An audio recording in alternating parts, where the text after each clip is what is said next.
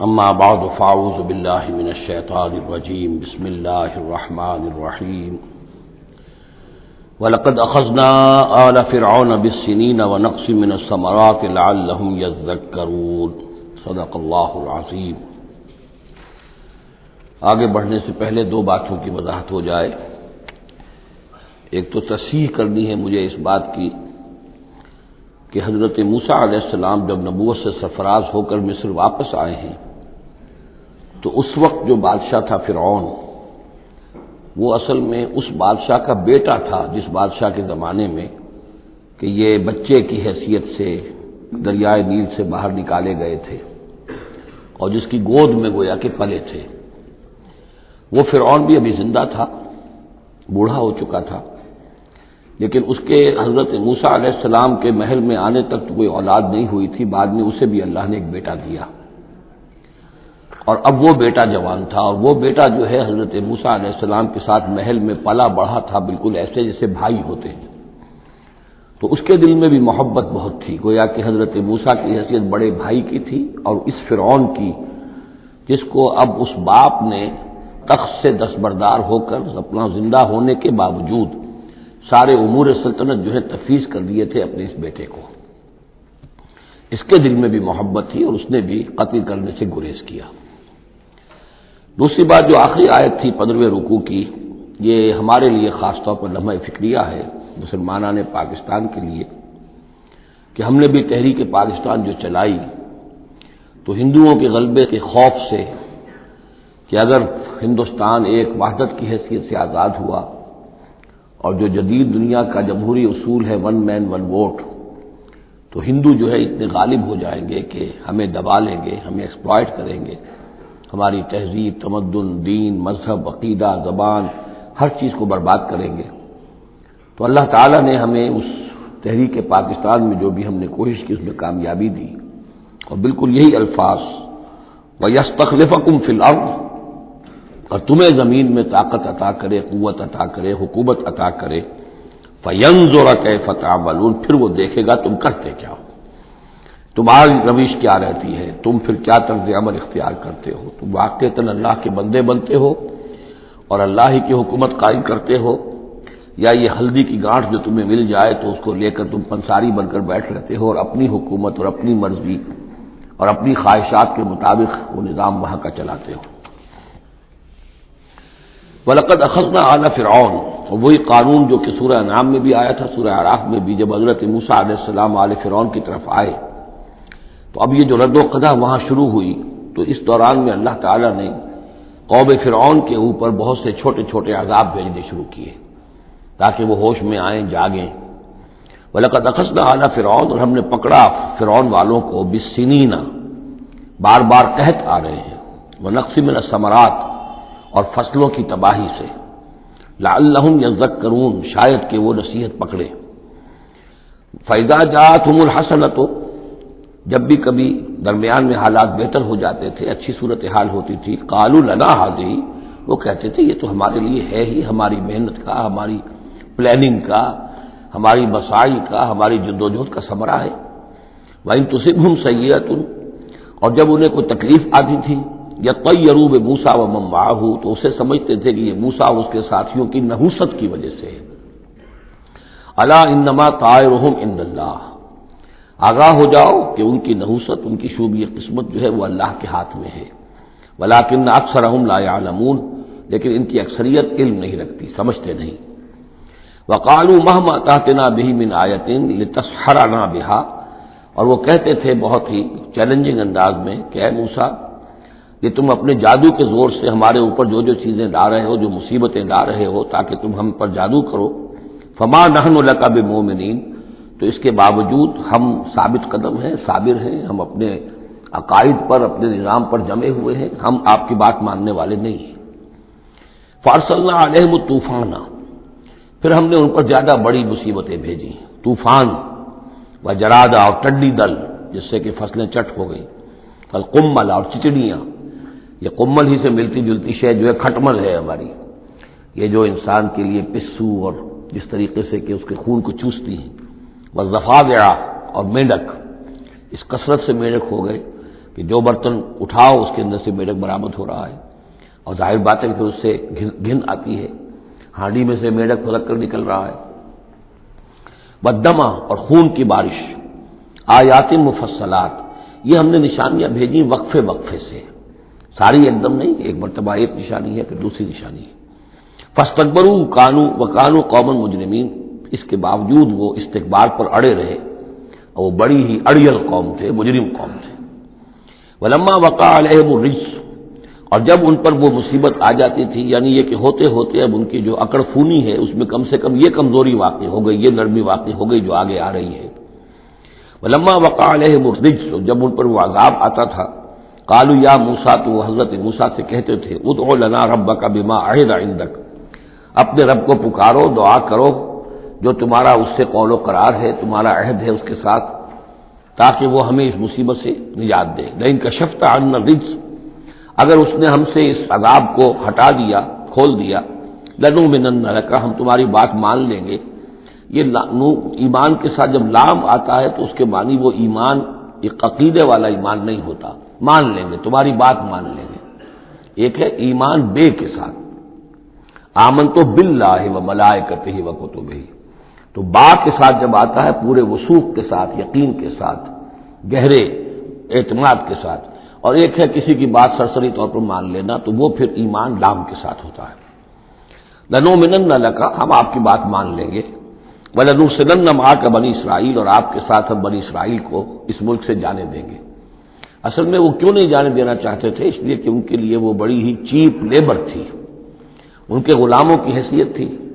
اور بڑے بڑے بھاری کام ان سے کرواتے تھے۔ احرام مصر کی تعبیر میں نہ معلوم کتنے اسرائیلیوں کی ہڈیاں جو ہیں وہ دفن ہیں، بڑی بڑی چٹانیں جو ہیں وہ جب اوپر کھینچی جاتی تھی، اگر کوئی گرتی تھی تو ان کے 20 نہیں سینکڑوں جو ہے اس کے اندر پس جاتے تھے۔ تو ظاہر بات ہے کہ وہ چیپ لیبر جو انہیں ملی ہوئی تھی اس کو چھوڑنے کے لیے آسانی سے وہ تیار نہیں تھے، اس حوالے سے انہیں یہ شاخ گزر رہا تھا۔ ورنہ ظاہر بات ہے وہ بھی جانتے تھے کہ یہ ہمارے اس ملک کے رہنے والے نہیں ہیں، یہ فلسطین سے آئے تھے حضرت یوسف علیہ السلام کے زمانے میں، لیکن جیسا کہ میں نے عرض کیا آپ سے پہلے کہ ابتدا میں ان کے لیے وہاں بڑی آؤ بھگت رہی، بڑے عیش رہے، وہ پیرزادوں کی طرح ان کا احترام کیا گیا، انہیں بہترین زمینیں دی گئیں۔ جوشن کا علاقہ کہلاتا ہے، جو نیل کا ڈیلٹا ہے، جو سب سے زیادہ زرخیز علاقہ ہے، وہ ان کو دیا گیا، وہاں یہ لوگ جو زمیندار بنے۔ لیکن اس کے بعد جب وہ نیشنلسٹ ریولوشن آیا تو بات ساری جو ہے وہ الٹی ہو گئی، تو فرمایا کہ ہم بھیج دیں گے آپ کے ساتھ بنی اسرائیل کو۔ فلما کشفنا عنہم الرجس، لیکن جب ہم ان سے وہ مصیبت کو دور کر دیتے تھے، الی اجل ہم بالغوہ، ایک مدت تک کے لیے کہ جس تک وہ پہنچ جائیں، لیکن ظاہر بات ہے کہ ہر ایک چیز کے لیے ایک مدت ہے، اس کے اندر ہی وہ بات ختم ہوتی ہے۔ اذا ہم ینکثون،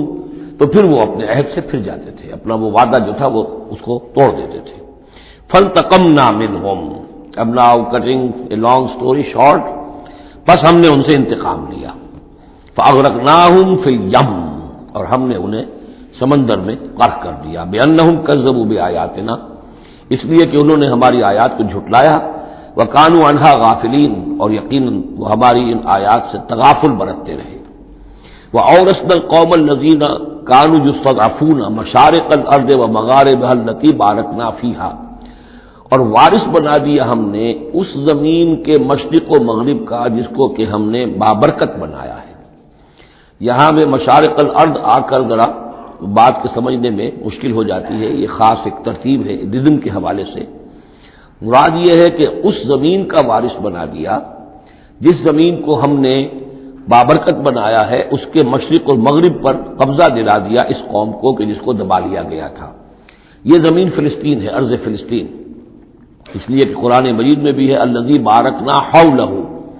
سبحان الذی اسری بعبدہ لیلا من المسجد الحرام الى المسجد الاقصى الذی بارکنا حولہ لنریہ من آیاتنا۔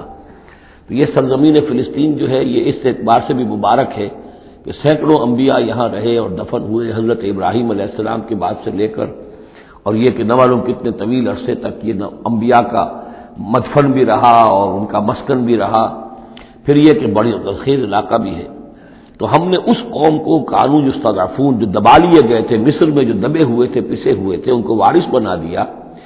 اس زمین کے مشرق اور مغرب کا، مشارق الارض و مغاربها التی بارکنا فیہا، جس میں ہم نے برکتیں رکھی ہیں۔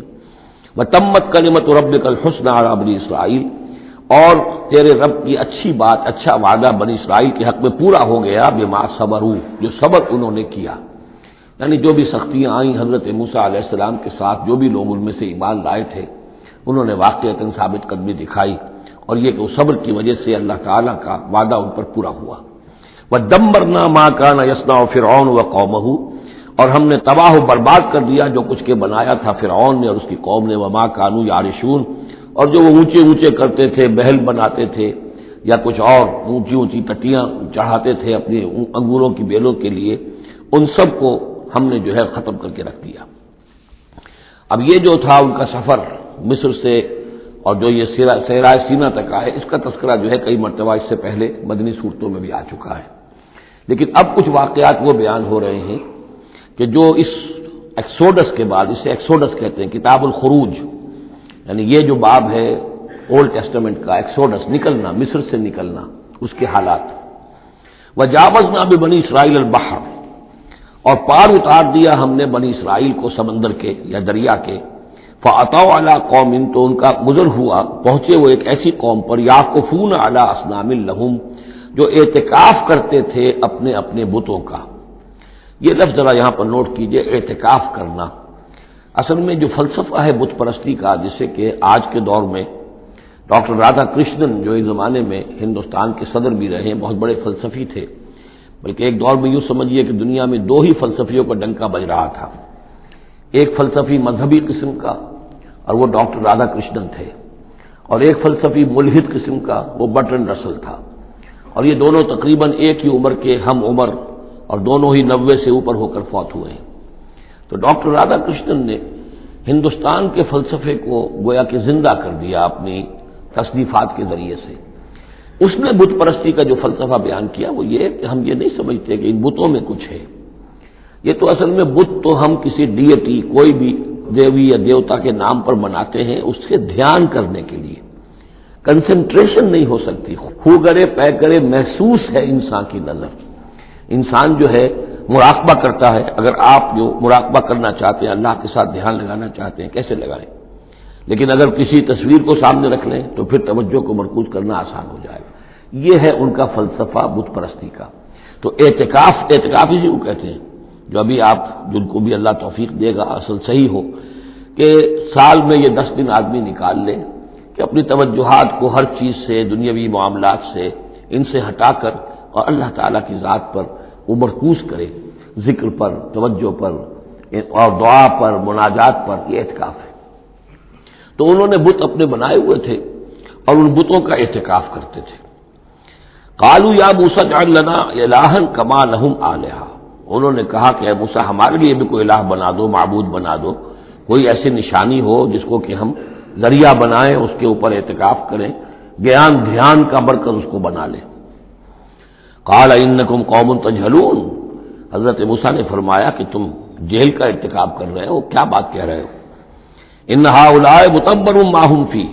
یہ لوگ جس چیز میں ہیں یہ تو ہلاک ہونے والے ہیں، برباد ہونے والے ہیں۔ وباطل ما كانوا يعملون، اور جو کچھ یہ کر رہے ہیں وہ سب باطل ہے، اس کی کوئی حقیقت نہیں ہے۔ قال غیر اللہ ابغیکم الہا، حضرت موسیٰ نے فرمایا کہ کیا میں اللہ کے سوا تمہارے لیے کوئی الہ تلاش کروں؟ وهو فضلکم علی العالمین، اور اس نے تو تمہیں فضیلت دی ہے تمام جہان والوں پر۔ وَإِذْ أَنْجَيْنَاكُمْ مِنْ آلِ فِرْعَوْنَ، اور ذرا یاد کرو جبکہ ہم نے تمہیں نجات دی آل فرعون سے۔ یسومونکم سوء العذاب، یہ الفاظ جو کہ تم سورہ بقرہ میں بھی آئے ہیں اور اس کے بعد بھی آئے ہیں۔ یسومونکم سوء العذاب، وہ تمہیں مبتلا کیے ہوئے تھے بدترین عذاب میں۔ یقتلون ابناءکم ویستحیون نساءکم، وہ قتل کر ڈالتے تھے تمہارے بیٹوں کو اور زندہ رکھتے تھے تمہاری بیٹیوں کو۔ وفی ذالکم بلاء من ربکم عظیم، اور یقیناً اس میں تمہاری رب کی طرف سے بہت بڑی آزمائش تھی۔ وَوَعَدْنَا مُوسَىٰ 30 لَيْلَةً، اور ہم نے بلایا موسیٰ کو 30 راتوں کے لیے، عام طور پر دن رات، لیکن یہ کہ عربی میں جو محاورہ ہے وہ رات کا ذکر کرتے ہیں۔ 30 راتوں کے لیے وَأَتْمَمْنَاهَا ب10، روایات سے معلوم ہوتا ہے کہ اولین جو تھی طلبی وہ 30 رات کے لیے ہوئی تھی، لیکن اس میں جو چلہ تھا جو حضرت موسیٰ علیہ السلام کو کاٹنا تھا، اس میں روزہ بھی تھا مسلسل 30 دن کا، تو اس میں یہ ہے کہ کسی وقت ان سے ضبط نہیں ہو سکا اور مسواک کر لی تھی، وہ جو روزے کی وجہ سے منہ کے اندر ایک طرح کی بو پیدا ہو جاتی ہے، اس کو برداشت نہ کر سکے، تو اس کی پاداش میں، اب یہ روایات ہیں، میں نہیں کہہ سکتا کہ کس حد تک ان میں صحت ہے، فَأَتْمَمْنَاهَا بِعَشْرٍ، تو مکمل کر دیا ہم نے اس مدت کو 10 دن سے اور، فَتَمَّ مِيقَاتُ رَبِّهِ 40 لَيْلَةً، تو وقت مدت پوری ہو گئی اس کے رب کی، یعنی 40 راتیں۔ یہیں سے ہمارے ہاں تصوف میں اہل صوفیہ نے 40 کا یہ چلہ کشی، 40 دن 40 رات کا چلہ کاٹنا، یہ جو ہے نکالا ہے۔ وقال موسیٰ لأخیہ ہارون، اور کہا موسیٰ نے اپنے بھائی ہارون سے علیہ السلام، اخلفنی فی قومی، آپ میری نیابت کیجئے میری قوم میں جا رہا ہوں، مجھے اللہ تعالیٰ نے طلب فرمایا کوہ طور پر، واصلح، اور دیکھیے اصلاح کرتے رہیے، ولا تتبع سبیل المفسدین، اور فساد مچانے والوں کے راستے کی پیروی نہ کیجیے گا۔ ولما جاء موسیٰ لمیقاتنا، اور جب موسیٰ پہنچے ہمارے وقت مقرر پر، وکلمہ ربہ،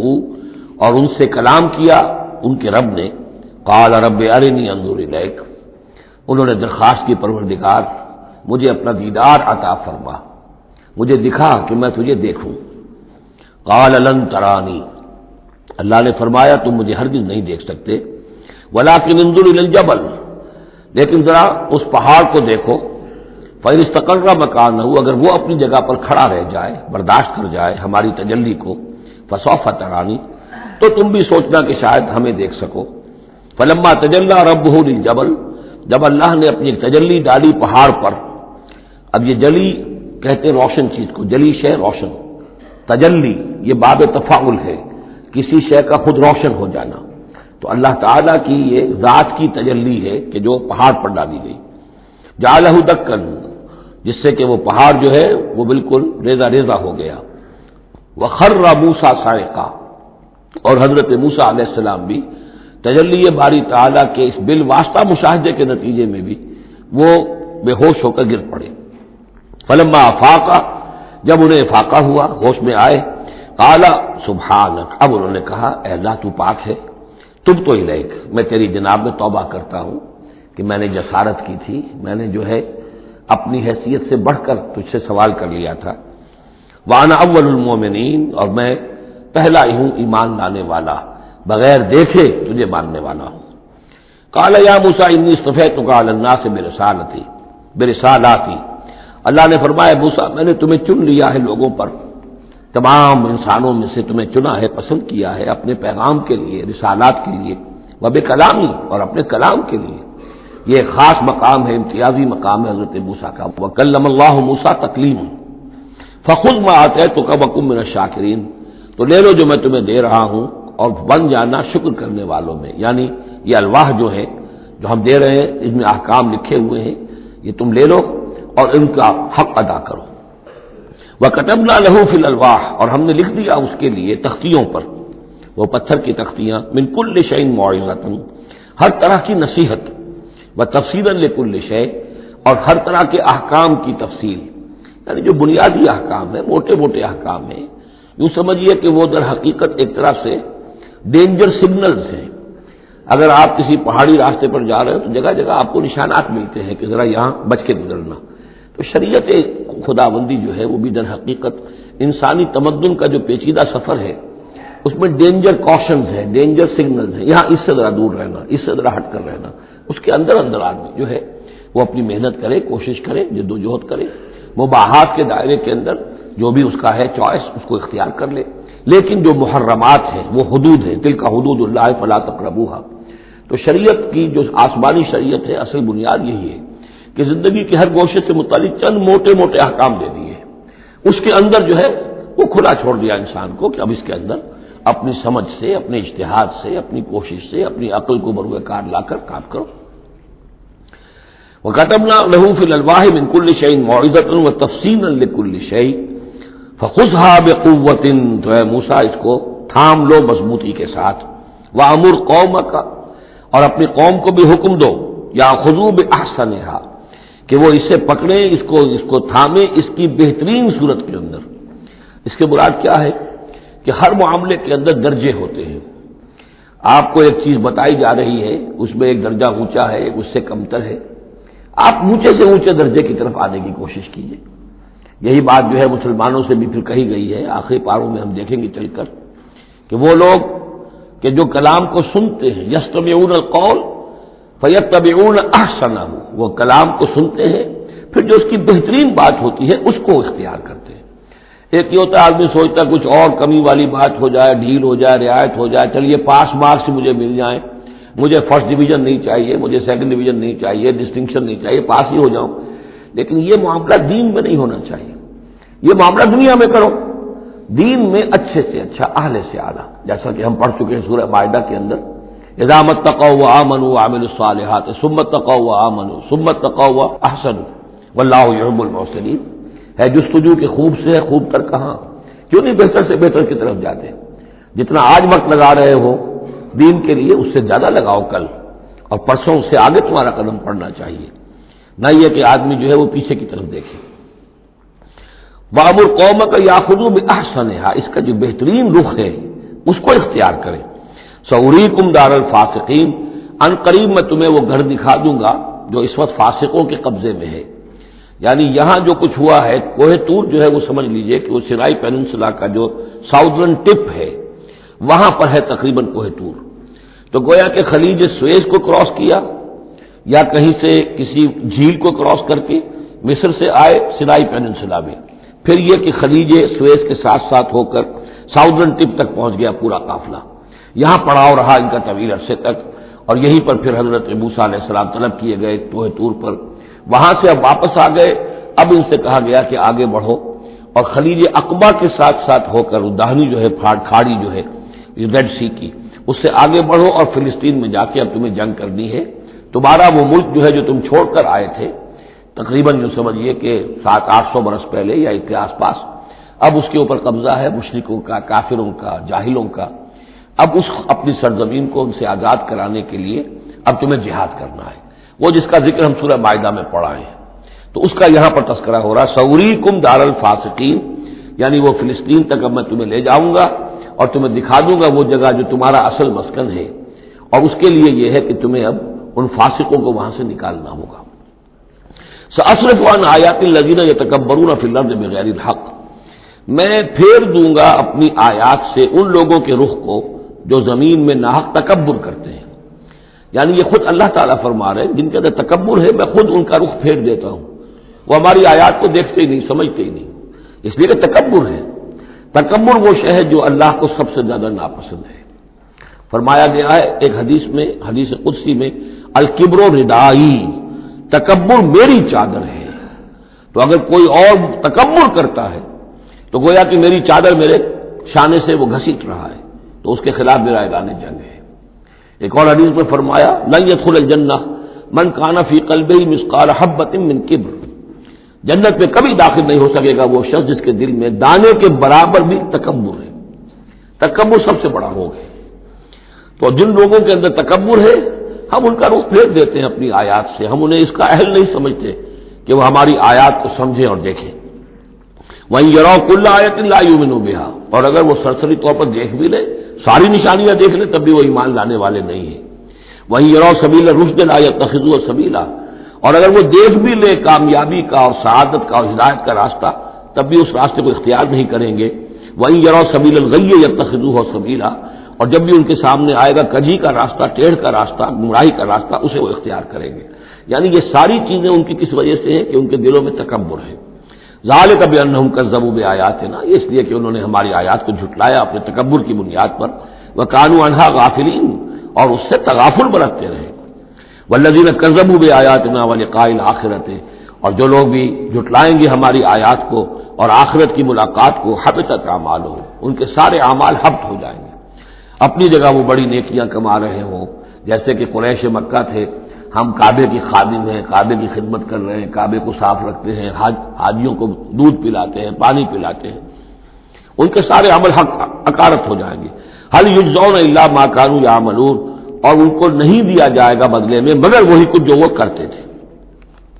واتخذ قوم موسیٰ من بعدہ من حلیہم عجلا جسدا لہ خوار، اور بنا لیا موسیٰ کی قوم نے ان کے بعد، حضرت موسیٰ علیہ السلام جب چلے گئے کوہ طور پر تو پیچھے یہ ایک فتنہ اٹھا ہے، سامری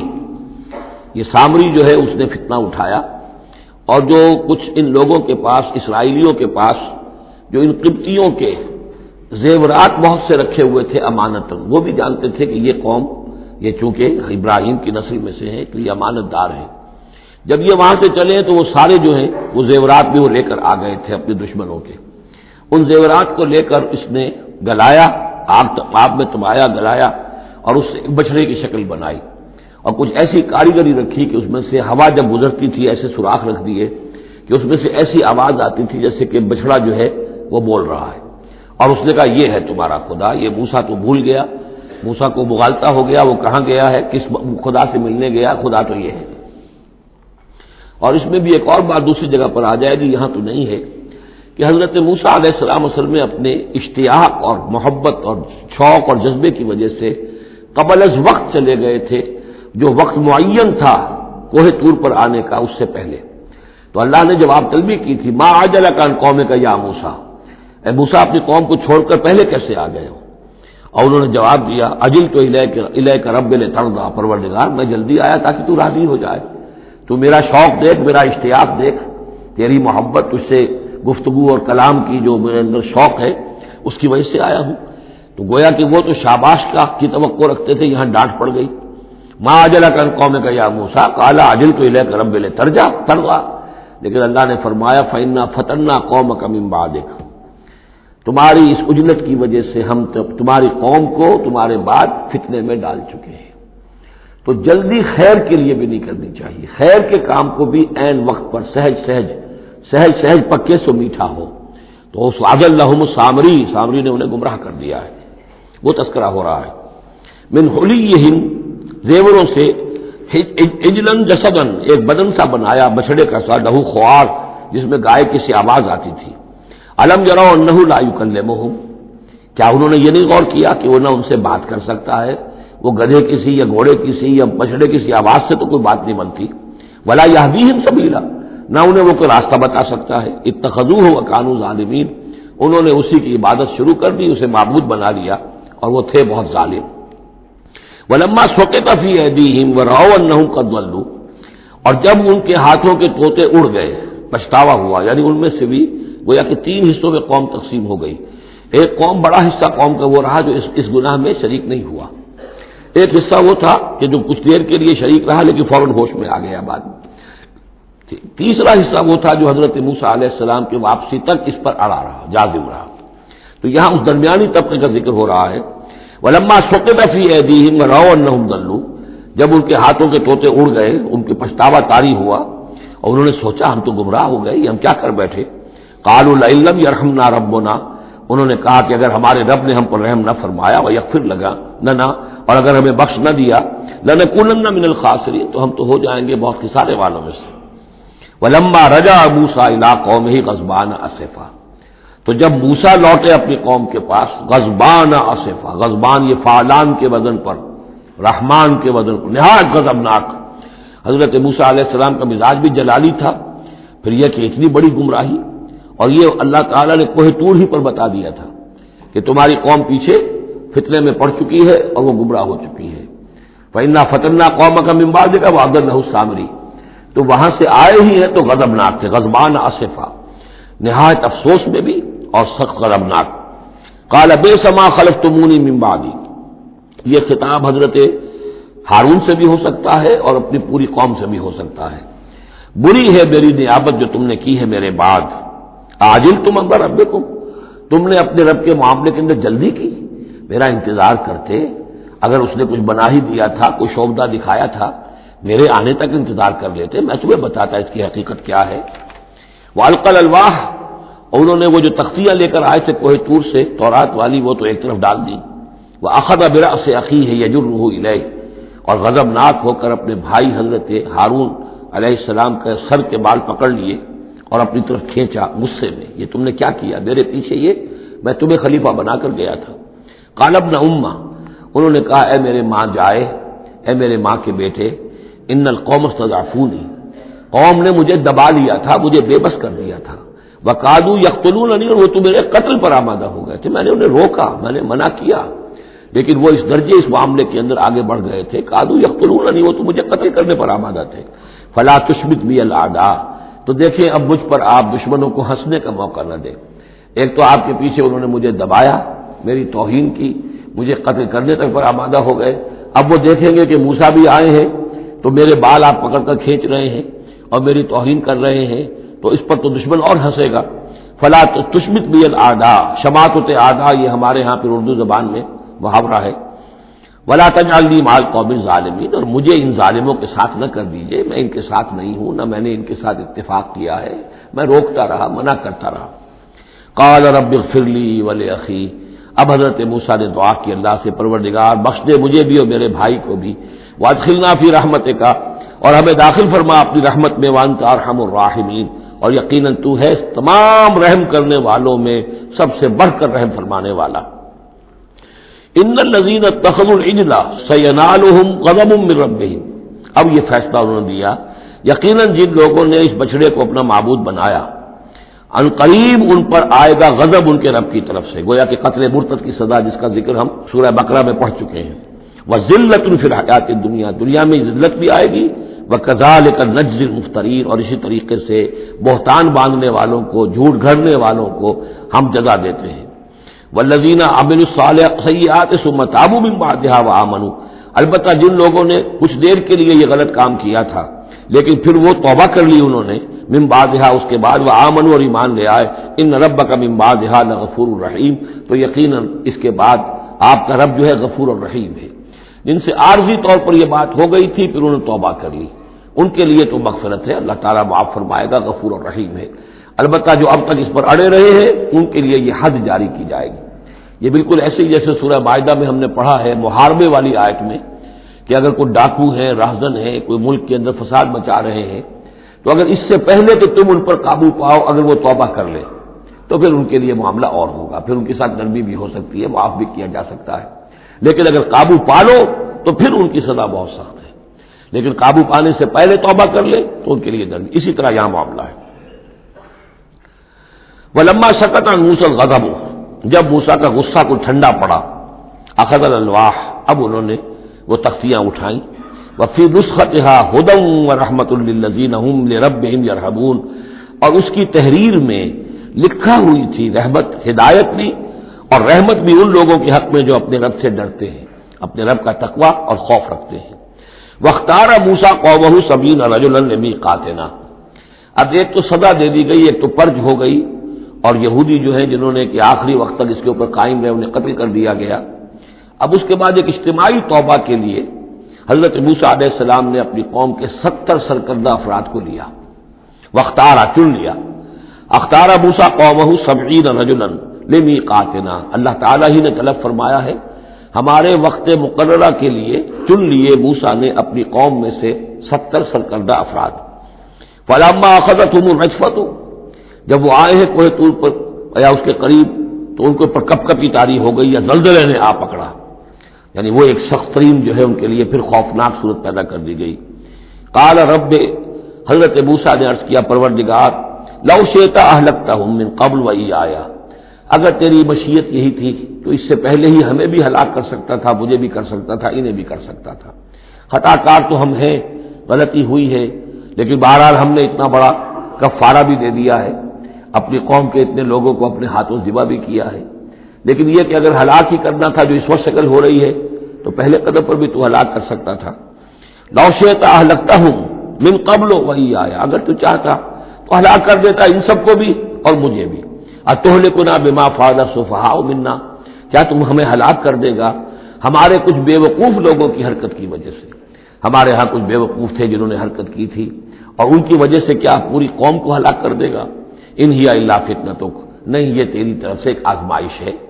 تضل بہا من تشاء، تو گمراہ کرتا ہے اس کے ذریعے سے جس کو چاہتا ہے، وتہدی من تشاء، اور ہدایت دیتا ہے جس کو چاہتا ہے۔ انت ولینا، تو ہمارا ولی ہے، ہمارا ساتھی ہے، پشت پناہ ہے، مولا ہے۔ فاغفر لنا، بس ہمیں بخش دے، ہماری گناہ کو معاف فرما، وارحمنا، ہم پر رحم فرما، وانت خیر الغافرین، اور یقیناً تمام بخشنے والوں میں تو سب سے بہتر بخشنے والا ہے۔ واکتب لنا فی ہذہ الدنیا حسنہ وفی الآخرہ، ہمارے لیے اس دنیا کی زندگی میں بھی حسنہ لکھ دے، طے کر دے۔ اب دیکھیے یہ دعا کر رہے ہیں حضرت موسیٰ اپنی قوم کے لیے، بنی اسرائیل کے لیے، وَاکْتُبْ لَنَا فِي هَٰذِهِ الدُّنْيَا حَسَنَةً وَفِي الْآخِرَةِ، وہی الفاظ ربنا آتنا فی الدنیا حسنۃ وفی الآخرۃ حسنۃ وقنا عذاب النار۔ تو لکھ دے، طے کر دے کہ ہمارے لیے دنیا میں بھی حسنہ ہو، آخرت میں بھی۔ انا ہدنا الیک، ہم تیری جناب میں توبہ کرتے ہیں، رجوع کرتے ہیں، جو خطا ہو گئی ہے اس کا اعتراف کرتے ہوئے معافی چاہتے ہیں۔ قال عذابی اصیب بہ من اشاء، اللہ نے فرمایا جہاں تک میرے عذاب کا تعلق ہے وہ تو اس میں تو میں مبتلا کروں گا جس کو چاہوں گا۔ ورحمتی وسعت کل شیء، تم رحمت کا سوال کر رہے ہو تو ایک رحمت تو میری وہ ہے جو ہر شے کے شامل حال ہے، ہر شے کا وجود میری رحمت سے ہے، اس کا بقا میری رحمت سے ہے، اس کا تسلسل میری رحمت سے ہے۔ ایک تو رحمت عامہ ہے جو تمام مخلوقات کو شامل ہے، تمام مخلوقات جو ہے اس میں سے حصہ پا رہے ہیں۔ ورحمتی وسعت کل شیء فسأکتبھا، اب یہاں مراد ہے خاص رحمت جس کے لیے تم کہہ رہے ہو، وہ رحمت تو میں لکھ دوں گا ان لوگوں کے لیے۔ اب یہ بہت اہم مقام یہاں آ رہا ہے، وہ اپنی رحمت میں خاص کر دوں گا، لکھ دوں گا للذین یتقون، جو تقوی کی روش اختیار کریں، ویؤتون الزکاۃ، اور زکوٰۃ دیتے رہیں، والذین ھم بآیاتنا یؤمنون، اور جو لوگ ہماری آیات پر ایمان پختہ رکھیں۔ الذین یتبعون الرسول النبی الامی الذی یجدونہ مکتوبا عندہم فی التوراۃ والانجیل، جو اتباع کریں گے ہمارے امی نبی کی، جس کا کو رسول بنا کر بھیجا جائے گا، رسول نبی امی کا اتباع کریں گے، الذی یجدونہ، جسے پائیں گے لکھا ہوا، مکتوباً عندہم، ان کے پاس، اپنے پاس، فی التوراۃ والانجیل، کہ وہ ان کے پاس اس کی پیشن گوئیاں، اس کے حالات، اس کی علامات تورات اور انجیل دونوں میں ہوں گی۔ تو جو لوگ ان کا اتباع کریں گے، نبی امی محمد الرسول اللہ صلی اللہ علیہ وسلم امیین میں سے اٹھائے گئے، اور آپ واقعتاً اس قوم میں سے تھے جس کے پاس کوئی کتاب نہیں تھی، کوئی شریعت نہیں تھی، ویسے بھی آپ نے دنیاوی اعتبار سے کوئی تعلیم حاصل نہیں کی، دنیاوی معیار کے اعتبار سے لکھنا پڑھنا آپ نہیں جانتے تھے، تو امی تھے۔ تو رسول نبی الامی، جو پیروی کریں گے میرے اس رسول کی جو نبی امی ہوگا، جسے یہ پائیں گے الذی یجدونہ مکتوبا، لکھا ہوا، جس کی علامات اور جس کی پیشن گوئیاں، عندہم فی التوراۃ والانجیل، ان کے پاس تورات اور انجیل دونوں میں، یامرہم بالمعروف، وہ انہیں نیکی کے حکم دے گا، وینہاہم عن المنکر، اور تمام بدیوں سے روکے گا، ویحل لہم الطیبات، اور ان کے لیے تمام حلال چیزیں، پاک چیزیں حلال کر دے گا۔ یعنی جو ہم پڑھ چکے ہیں کچھ چیزیں تھیں کہ جو بنی اسرائیل پر ان کی شرارتوں کی وجہ سے بھی حرام کر دی گئی تھی، یہ تمام بندشیں اٹھا دے گا، تمام پاکیزہ چیزوں کو ان کے لیے حلال کرے گا۔ وَيُحَرِّمُ عَلَيْهِمُ الْخَبَائِثَ، اور جتنی خبیث ناپاک چیزیں ہیں انہیں حرام قرار دے گا۔ وَيَضَعُ عَنْهُمْ إِصْرَهُمْ وَالْأَغْلَالَ الَّتِي كَانَتْ عَلَيْهِمْ، اور ان سے اتار دے گا، دور کر دے گا، انہیں نجات دے گا ان کے بوجھوں سے اور ان کی ان توقوں سے کہ جو ان کے اوپر پڑے ہوئے ہوں گے۔ یعنی مختلف رسوم اور رواج، ان کے توق جو لوگ باندھ لیتے ہیں اپنے گلوں کے اندر، چاؤ چاؤ میں کچھ لوگ دولت والے جو ہیں وہ نئی نئی رسمیں ایجاد کرتے ہیں، نئے نئے تہوار ایجاد کرتے ہیں، نئی نئی جو ہے اور تقریبات کا چرچا ہو جاتا ہے۔ غریبوں کے لیے پھر ان کو پورا کرنا پڑتا ہے، شادی بیاہ کی یہ تقریبات ہیں۔ اب جن کے پاس حرام کی دولت کے انبار جمع ہیں، ان کے لیے تو اپنی دولت مندی کے اظہار کا موقع ہے، کیسے پتہ چلے گا ہم دولت مند ہیں؟ اسی طریقے سے جیسے کہ ہندوؤں کے ہاں بنیے کی دولت کیا لگتی تھی مکان پر یا بیاہ شادی پر، باقی کھانا پینا ان کے ہاں نہیں تھا، نہ اچھا پہننا، نہ اچھا کھانا، نہ اچھا پینا، لیکن مکان بنائیں گے تو عالیشان، اور دوسرے یہ کہ شادی کریں گے تو پھر ٹھاٹ کے ساتھ۔ یہی ہمارے ہاں بھی معاملے چلے آ رہے ہیں، وہ ہندوانہ پس منظر ہے اور اس میں رسومات ہیں۔ اب یہ امیروں کے لیے تو چونچلے ہیں، غریبوں کے لیے یہ اسر اور اغلال ہیں۔ اسر وہ بوجھ کو جن کو لے کے چل نہ سکے، نتیجہ کیا نکلتا ہے؟ بچیاں بیٹھی ہوئی ہیں، ہاتھ پیلے نہیں ہو سکتے، شادی نہیں ہو سکتی، نہ نومن تیل ہو، نہ رادہ ناچے، نہ سارے تقاضے پورے ہوں، نہ شادی ہو سکے۔ تو یہ جو اسر اور اغلال لوگوں نے، پھر یہ کہ جو سوشل ایولیوشن کہہ لیجئے یا جو بھی اس کے اندر تنزل ہوا ہے، جس کے نتیجے میں لوگوں کے اوپر طرح طرح کی قیدیں آ گئی ہیں، کہیں جو ہے وہ جاگیرداری نظام آ گیا ہے، اس کی قید ہے، کہیں بادشاہت ہے، امپیریلزم ہے، اس کی قید ہے، کہیں سرمایہ دار نظام ہے، اس کا تشدد ہے۔ تو محمد جب آئیں گے، یہ اللہ تعالیٰ فرما رہے ہیں، ان تمام قیدوں سے نجات دلائیں گے، ان تمام بوجھوں سے نوع انسانی کو نجات دیں گے، عدل اور قسط کا نظام قائم کریں گے، وہ چاہے رسومات کی شکل میں ہو اور چاہے یہ کہ ایک نظام ظالمانہ ایکسپلائٹیٹو اگر نظام ہے، ریپریسو نظام ہے، تو اس کو ہٹا کر فالذین آمنوا بہ. اب یہ جو الفاظ آ رہے ہیں اس آیت مبارکہ کے، یہ بہت اہم ہے. اس پر میرا ایک پورا کتابچہ موجود ہے کہ جس کا عنوان ہے نبی اکرم صلی اللہ علیہ وسلم سے ہمارے تعلق کی بنیادیں. فالذین آمنوا بہ گنتی کر لیجئے، تو جو لوگ ان پر ایمان لائیں گے، پہلی شرط ہے ایمان. وعزروہ، اور ان کا ادب کریں گے. ونصروہ، اور اس کی مدد کریں گے. واتبعوا النور الذی انزل معہ، اور اس نور کی پیروی کریں گے جو ان کے ساتھ نازل کیا جائے گا. اولئک هم المفلحون، یہی لوگ ہوں گے فلاح پانے والے. اللہم ربنا اجعلنا منہم. اب یہاں تھوڑی سی وضاحت کر لیجئے. فالذین آمنوا بہ، وہ لوگ جو اس پر ایمان لائیں گے. ایمان کے دو تقاضے سمجھ لیجئے. ایک تقاضا اطاعت، لا یؤمن احدکم حتی یکون ہواہ تبعا لما جئت بہ. تم میں سے کسی شخص کا مجھ پر ایمان نہیں ہے جب تک کہ اس کی خواہش سے نفس تابع نہ ہو جائے اس کے جو میں لے کر آیا ہوں، جو احکام میں لے کر آیا ہوں. تم اگر جب ایمان رکھتے ہو کہ میں اللہ کی طرف سے لے کر آیا ہوں تو تمہیں حکم ماننا ہے. لا یؤمن احدکم حتی یکون ہواہ تبعا لما جئت بہ. دوسرا تقاضا لا یؤمن احدکم حتی اکون احب الیہ من والدہ وولدہ والناس اجمعین. تم میں سے کوئی شخص مومن نہیں ہو سکتا جب تک کہ میں اسے محبوب تر نہ ہو جاؤں، اپنے باپ سے بھی، بیٹے سے بھی، تمام انسانوں سے. تو ایک غائب درجے میں اتباع اور اطاعت، اور دوسرے غائب درجے میں محبت محمد رسول اللہ صلی اللہ علیہ وسلم کی. یہ ایمان کے تقاضے ہیں. اب اس کا نتیجہ خود بخود نکلے گا. پھر آپ کی تعظیم ہوگی، عظمت ہوگی، آپ کا نام جہاں سنیں گے، درود آپ پڑھیں گے. یہ ساری چیزیں جو ہیں، اور یہ کہ جہاں آپ کا کوئی قول آپ کو سنایا جائے فوراً زبان بند ہو جانی چاہیے. پھر یہ نہیں کہ اپنی عقل جو ہے آدمی لڑا رہا ہے. ہاں اس کی تحقیق ہو سکتی ہے کہ واقعتاً یہ حضور نے فرمایا یا نہیں فرمایا، یہ حدیث ضعیف ہے، مضبوط ہے، کیسی ہے، لیکن اس وقت خاموش ہونا ضروری ہے. جب کسی نے کہا یہ حدیث ہے، ہو سکتا ہے کہ حدیث صحیح ہو اور حضور کی طرف اس کی نسبت جو ہے وہ صحیح ہو، مضبوط ہو، لہذا فوری طور پر اپنی زبان بند کر دینا یہ ادب کا تقاضا ہے. تو عزروہ ہو ونصروہ ہو، اور مدد کرے. مدد کس کام میں؟ حضور نے ذاتی تو اپنی کوئی امپائر بلڈ نہیں کی، نہ آپ نے اپنے لیے کوئی جاگیر بنائی، نہ کوئی جائیداد بنائی. کس کام کے لیے نصرت چاہیے تھی؟ اللہ کے دین کے لیے، اس کے غلبے کی جد و جہد. اس کے لیے بھیجے گئے محمد صلی اللہ علیہ وسلم. هو الذی ارسل رسولہ بالہدی ودین الحق لیظہرہ علی الدین کلہ. اور اس کے لیے پکار ہے من انصاری اللہ. یہ میرا فرض منصبی ہے، اللہ کا دین مجھے غالب کرنا ہے، یہ میری ذمہ داری ہے. کون ہے جو میرا ہاتھ بٹائے، میرا مددگار بنے؟ تو یہ میدان اب بھی کھلا ہوا ہے. دین پہلے غالب ہوا تھا، پھر مغلوب ہو گیا، اور اب تو مغلوب ہے. پوری دنیا میں کہیں بھی ہم ایک انچ زمین نہیں دکھا سکتے جہاں کہہ سکے دنیا سے، نوع انسانی سے کہ آؤ اور دیکھو یہاں یہ اصل دین موجود ہے بتمام و کمال. تو وہ مشن جو ہے محمد رسول اللہ صلی اللہ علیہ وسلم کا، وہ اب بھی زندہ ہے، لہذا اس کی مدد کرنی ہے. واتبعوا النور الذی انزل معہ. اور اس مشن کی تکمیل میں جو راستہ ہے، جو طریقہ اللہ نے بتایا ہے، وہ اس قرآن کے ذریعے سے ہے. تذکیر قرآن سے، تبلیغ قرآن کی، انذار قرآن سے، تبشیر قرآن سے، تعلیم قرآن کی. یتلو علیہم آیاتہ ویعلمہم الکتاب والحکمۃ ویزکیہم. اس کے ذریعے سے لوگوں کو کھینچو، لوگوں کو نکالو گندگیوں میں سے اور اندھیروں میں سے، لوگوں کے اندر ایمان کی شمع روشن کرو، پھر انہیں منظم کرو، جمع کرو، پھر باطل سے ٹکراؤ. فالذین آمنوا بہ وعزروہ ونصروہ واتبعوا النور الذی انزل معہ. تو جو لوگ ان پر ایمان لائیں گے اور ان کی تعظیم کریں گے اور ان کی مدد کریں گے اور اس نور کی پیروی کریں گے جو ان کے ساتھ نازل کیا جائے گا، یعنی قرآن مجید حضور کے ساتھ یہ نازل کیا گیا، بھیجا گیا. اولئک هم المفلحون، یہی لوگ ہوں گے فلاح پانے والے. اللہم ربنا اجعلنا منہم. قل یا ایھا الناس. اب ظاہر بات ہے کہ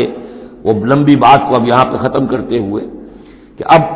حضور صلی اللہ علیہ وسلم تشریف لے آئے. اب وہی بات اس کے حوالے سے اب آپ سے کہا جا رہا ہے کہ اے نبی، جو خبر دی تھی اس وقت ہم نے موسیٰ کو، اور جو ہم نے کہہ دیا تھا کہ جو رحمت ہے ہماری خصوصی وہ انہی لوگوں کے لیے ہوگی تم میں سے کہ جو محمد عربی صلی اللہ علیہ وسلم پر ایمان لے آئیں گے. تو اب کہہ دیجئے ڈنکے کی چوٹ، قل یا ایھا الناس، کہہ دیجئے اے لوگوں. اور یہ پھر بہت نوٹ کرنے کے قابل ہے کہ ہم نے اب تک جتنے رسولوں کا تذکرہ سنا ہے، پڑھا ہے سورہ اعراف میں، وہ یا قوم یا قوم یا قوم، اے میری قوم کے لوگوں۔ لیکن محمد رسول اللہ کی امتیازی شان یہ ہے کہ قوم کی طرف مبعوث نہیں ہوئے، صرف پوری نوع انسانی کی طرف۔ جیسے سورہ بقرہ کے تیسرے رکوع کی پہلی آیت میں نے حوالہ دیا تھا، یا ایھا الناس اعبدوا ربکم الذی خلقکم والذین من قبلکم لعلکم تتقون۔ تو یہ آفاقی رسالت ہے، عالمی رسالت ہے، انسانی سطح پر ہے۔ قل یا ایھا الناس انی رسول اللہ الیکم جمیعا، میں اللہ کا رسول ہوں تمہاری طرف، سب کی طرف۔ الذی لہ ملک السماوات والارض، یہ بات 5 مرتبہ قرآن میں کہی گئی ہے مختلف الفاظ میں کہ حضور کی بعثت پوری نوع انسانی کے لیے ہے، جس میں سب سے نمایاں آیت وہ ہے وما ارسلناک الا کافۃ للناس بشیرا ونذیرا، ہم نے نہیں بھیجا ہے محمد آپ کو مگر پوری نوع انسانی کے لیے بشیر اور نذیر بنا کر۔ باقی یہ کہ اور مختلف اسالیب میں 4 مرتبہ اور یہ بات آئی ہے کہ آپ کی بعثت جو ہے کسی خاص قوم، کسی خاص ملک، کسی خاص رنگ اور نسل کے لوگوں، کسی خاص قبیلے کی طرف نہیں ہے، بلکہ پوری نوع انسانی کی طرف ہے۔ قل یا ایھا الناس انی رسول اللہ الیکم جمیعا الذی لہ ملک السماوات والارض، میں اس اللہ کا رسول ہوں جس کے لیے آسمان اور زمین کی بادشاہی ہے۔ لا الہ الا ہوا، اس کے سوا کوئی معبود نہیں۔ یحیی و یمیت، وہی زندہ رکھتا ہے اور وہی موت وارد کرتا ہے۔ فآمنوا باللہ، تو ایمان لاؤ اللہ پر، ورسولہ النبی الامی الذی، اور اس کے اس رسول پر جو نبی امی ہے اور جو یؤمن باللہ وکلماتہ، جو ایمان رکھتا ہے اللہ پر اور اس کے کلام پر، اس کے کلمات پر، اس کی باتوں پر، واتبعوہ، اور اس کی پیروی کرو، لعلکم تہتدون، تاکہ تم ہدایت پاؤ۔ یہ گویا کہ اعلان عام ہوا محمد رسول اللہ صلی اللہ علیہ وسلم کا کہ وہ جو بات اللہ تعالیٰ نے حضرت موسیٰ سے کہی تھی یہ اس کے مطابق میری بعثت ہوئی ہے۔ اور اب گویا کہ جیسا کہ میں نے آپ کو بتایا تھا یہ تمہید ہے، تیاری ہو رہی ہے، چونکہ اب مدینے کی طرف سفر کرنا ہے۔ یہ صورت پہلے نازل ہو گئی ہے تاکہ وہ ذہن تیار ہو جائے اس کے لیے کہ اب یہود کے 3 بڑے بڑے قبیلے وہاں پر آباد ہیں، ان سے براہ راست مسابقہ پیش آئے گا۔ ابھی تک براہ راست خطاب یہود سے نہیں ہوا، یا بنی اسرائیل سے کوئی خطاب نہیں، گفتگو ہو رہی ہے محمد رسول اللہ سے یا اہل مکہ سے یا حضور کے وساطت سے مسلمانوں سے۔ لیکن یہ کہ وہ باتیں ساری وہ آ رہی ہیں کہ جن کا اب محل جو ہے واضح ہو جائے گا ہجرت کے بعد۔ وَمِن قوم موسیٰ أُمَّةٌ يَهْدُونَ بِالْحَقِّ وَبِهِ يَعْدِلُونَ، اور موسیٰ کی قوم میں یقیناً کچھ لوگ ایسے تھے، امتن ایسے لوگ تھے کہ جو حق کی ہدایت دیتے تھے۔ یعنی یہ تو نہیں ہو سکتا اتنے جلیل القدر پیغمبر کے کوئی بھی ساتھی نہ ہو، حواری نہ ہو، یا بڑی اکثریت ان کی جو ہے ناہنجاروں پر رہی مشتمل، لیکن بہرحال ان کے ساتھ ایک جماعت ان کے حواریین کی، ان کے ساتھیوں کی۔ وَمِن قوم موسیٰ أُمَّةٌ يَهْدُونَ بِالْحَقِّ وَبِهِ يَعْدِلُونَ، ایسی قوم ان کے اندر رہی ہے، قوم موسیٰ میں سے ایسے لوگ، ایسی جماعت جو حق ہی کی ہدایت بھی دیتے تھے اور حق ہی کے ساتھ فیصلے بھی کرتے تھے، عدل بھی کرتے تھے۔ وَقَطَّعْنَاهُمْ اثْنَتَيْ عَشْرَةَ أَسْبَاطًا أُمَمًا، اور ہم نے انہیں علیحدہ علیحدہ کر دیا 12 بڑی بڑی قبیلوں کی جماعت میں، اسباط امما، بار جماعتیں بن گئی علیحدہ علیحدہ، ان کی امتیں بن گئی، علیحدہ قبیلے بن گئے، کیونکہ یہ 12 بیٹے تھے حضرت یعقوب علیہ السلام کے، اور ان میں سے ہر ایک سے ایک قبیلہ چلا ہے۔ تو ابھی وہ انسان کا جو تمدنی ارتقاء جو ہے ابھی قبائلی دور میں تھا، لہذا اس قبائلی نظام ہی کو اللہ تعالیٰ نے ان کے لیے باقی رکھا۔ چنانچہ پانی بھی جب دیا تو 12 چشمے، تاکہ ہر قبیلے کا چشمہ علیحدہ ہو اور یہ آپس میں لڑے جھگڑے نہیں۔ ہر قبیلے کا کوئی اپنا سردار ہے، اس کا اپنا ایک نظام ہے، کوئی نزاع ہو گیا ہے تو وہ آپس میں اس کو حل کر سکتے ہیں، لیکن اگر بین القبائل معاملہ ہو جائے تو پھر اس کو حل کرنا جو ہے مشکل ہو جائے گا۔ وَأَوْحَيْنَا إِلَىٰ مُوسَىٰ إِذِ اسْتَسْقَاهُ قَوْمُهُ، اور ہم نے وحی کی موسیٰ کی طرف جب کہ پانی طلب کیا ان سے اس کی قوم نے، أَنِ اضْرِب بِعَصَاكَ الْحَجَرَ، کہ اپنے اسی عصا سے، اپنی لاٹھی سے ضرب لگائیے چٹان پر۔ فَانبَجَسَتْ مِنْهُ اثْنَتَا عَشْرَةَ عَيْنًا، تو اس میں سے 12 چشمے پھوٹ بہے۔ یہ بات ہم پڑھ چکے ہیں سورہ بقرہ میں۔ قَدْ عَلِمَ كُلُّ أُنَاسٍ مَشْرَبَهُمْ، ہر قبیلے نے، ہر قوم نے پہچان لیا، معین کر لیا اپنے مشرب کو۔ مشرب یہ بھی اس میں ظرف ہے، پینے کی جگہ، اپنا گھاٹ معین ہو گیا، یہ چشمہ ہمارا، یہ چشمہ ان کا، یہ چشمہ ان کا ہے، یہ بنی لاوی کا ہے، یہ فلاں کا ہے، بنی یہودا کا ہے۔ وَظَلَّلْنَا عَلَيْهِمُ الْغَمَامَ، اور ہم نے ان کے اوپر سائبان ابر کا طاری کر دیا تاکہ دھوپ سے بچیں۔ وَأَنزَلْنَا عَلَيْهِمُ الْمَنَّ وَالسَّلْوَىٰ، اور ہم نے ان پر من اور سلوہ کے ذریعے انہیں خوراک ہم پہنچائی۔ اتارا ان پر ہم نے من اور سلوہ، کلوا من طیبات ما رزقناکم، کھاؤ ان پاکیزہ چیزوں میں سے کہ جو ہم نے تمہیں رزق میں دی ہیں، وما ظلمونا، اور انہوں نے کوئی ہم پر ظلم نہیں کیا، ہم پر کیا ظلم کر سکتے تھے، ہمارا کیا بگاڑ سکتے تھے۔ پہلے بھی الفاظ آئے ہیں، کہیں میں تیزی میں غلط ترجمہ کر گیا ہوں کہ ہم نے ان پر کوئی ظلم نہیں کیا، وما ظلمناہم ہوتا تو ہم نے ان پر ظلم نہیں کیا، وما ظلمونا، انہوں نے ہمارا کیا بگاڑا، ہمارا کیا بگاڑ لیں گے۔ ایک حدیث قدسی میں آتا ہے کہ میرے بندو، اگر تم سب کے سب اولین اور آخرین اور انس اور جن سب بدترین جیسے ہو سکتا ہے تم میں سے کوئی شخص ویسے بن جاؤ، تب بھی میرے خزانے میں کوئی کمی نہیں آئے گی، اور تم سب کے سب اولکم وآخرکم وانسکم وجنکم سب کے سب مل جاؤ اور بہترین میرے مطیع بن جاؤ، میرے بندگی کرنے والے بن جاؤ، میرے خزانے میں کوئی اضافہ نہیں ہوگا، میں تو غنی ہوں۔ تو وما ظلمونا، انہوں نے ہم پر ہمارا کچھ نہیں بگاڑا، ولکن کانوا انفسہم یظلمون، لیکن وہ خود اپنی ہی جانوں پر ظلم کرتے رہے۔ وَإِذْ قِيلَ لَهُمُ اسْكُنُوا هَٰذِهِ الْقَرْيَةَ، اور یاد کرو جب ان سے کہا گیا تھا کہ آباد ہو جاؤ اس بستی میں، یہ جیریکو، اریحا، پہلا شہر فلسطین کا کہ جو یوشع ابن نون جوشوا ان کی سرکردگی میں جب بنی اسرائیل نے قتال کیا ہے پھر، تو یہ پہلا شہر فتح ہوا۔ جب ان سے کہا گیا کہ اب اس میں تم رہ سکتے ہو، بس جاؤ، وَكُلُوا مِنْهَا حَيْثُ شِئْتُمْ، اور اس میں سے جو بھی چاہو جہاں سے بھی چاہو تم کھاؤ، وَقُولُوا حِطَّةٌ، اور دیکھو استغفار کرتے رہو، کہتے رہو اے اللہ ہمارے گناہ جھاڑ دے، ہماری کوتاہیاں، ہماری جو بھی کوئی کمیاں رہ گئی ہیں ان کو پورا کر دے۔ وَادْخُلُوا الْبَابَ سُجَّدًا، اور جب داخل ہو شہر کے دروازے میں تو سر جھکا کر داخل ہو، تمہاری گردنیں اکڑی ہوئی نہ ہو۔ نغفر لکم خطیئاتکم، ہم تمہاری جو بھی خطائیں ہیں وہ بخش دیں گے، جو بھی غلطیاں ہوئی ہیں فروغ گزاشتے ہوئی ہیں ان سب سے درگزر فرمائیں گے۔ سنزید المحسنین، اور نہ صرف یہ کہ وہ خطائیں معاف کر دیں گے، جو ان میں سے محسن ہوں گے تم میں سے انہیں تو اب اور دیں گے، ان کے درجات بلند کریں گے، ان کو اور اونچے سے اونچے مراتب عطا کریں گے۔ فبدل الذین ظلموا منہم قولا غیر الذی قیل لہم، تو بدل دیا ان میں سے جو ظالم تھے، گناہ گار تھے، ایک ایسی بات کو کہ جو ان سے کہی گئی تھی اس کی بجائے، یعنی وہ کہا گیا تھا حطۃ حطۃ حنطۃ حنطۃ، ہمیں گیہوں چاہیے گیہوں چاہیے۔ فارسلنا علیہم رجزا من السماء، تو ان پر ہم نے آسمان سے ایک عذاب بھیج دیا، جن لوگوں نے وہ غلط حرکت کی تھی ان پر پلیگ آئی اور وہ سب کے سب ہلاک ہو گئے۔ بما کانوا یظلمون، بسبب ان کے اس ظلم کے جو انہوں نے اپنے آپ پر کیا تھا۔ واسألہم عن القریۃ التی کانت حاضرۃ البحر، اور ذرا ان سے سوال کیجئے اس بستی کے بارے میں کہ جو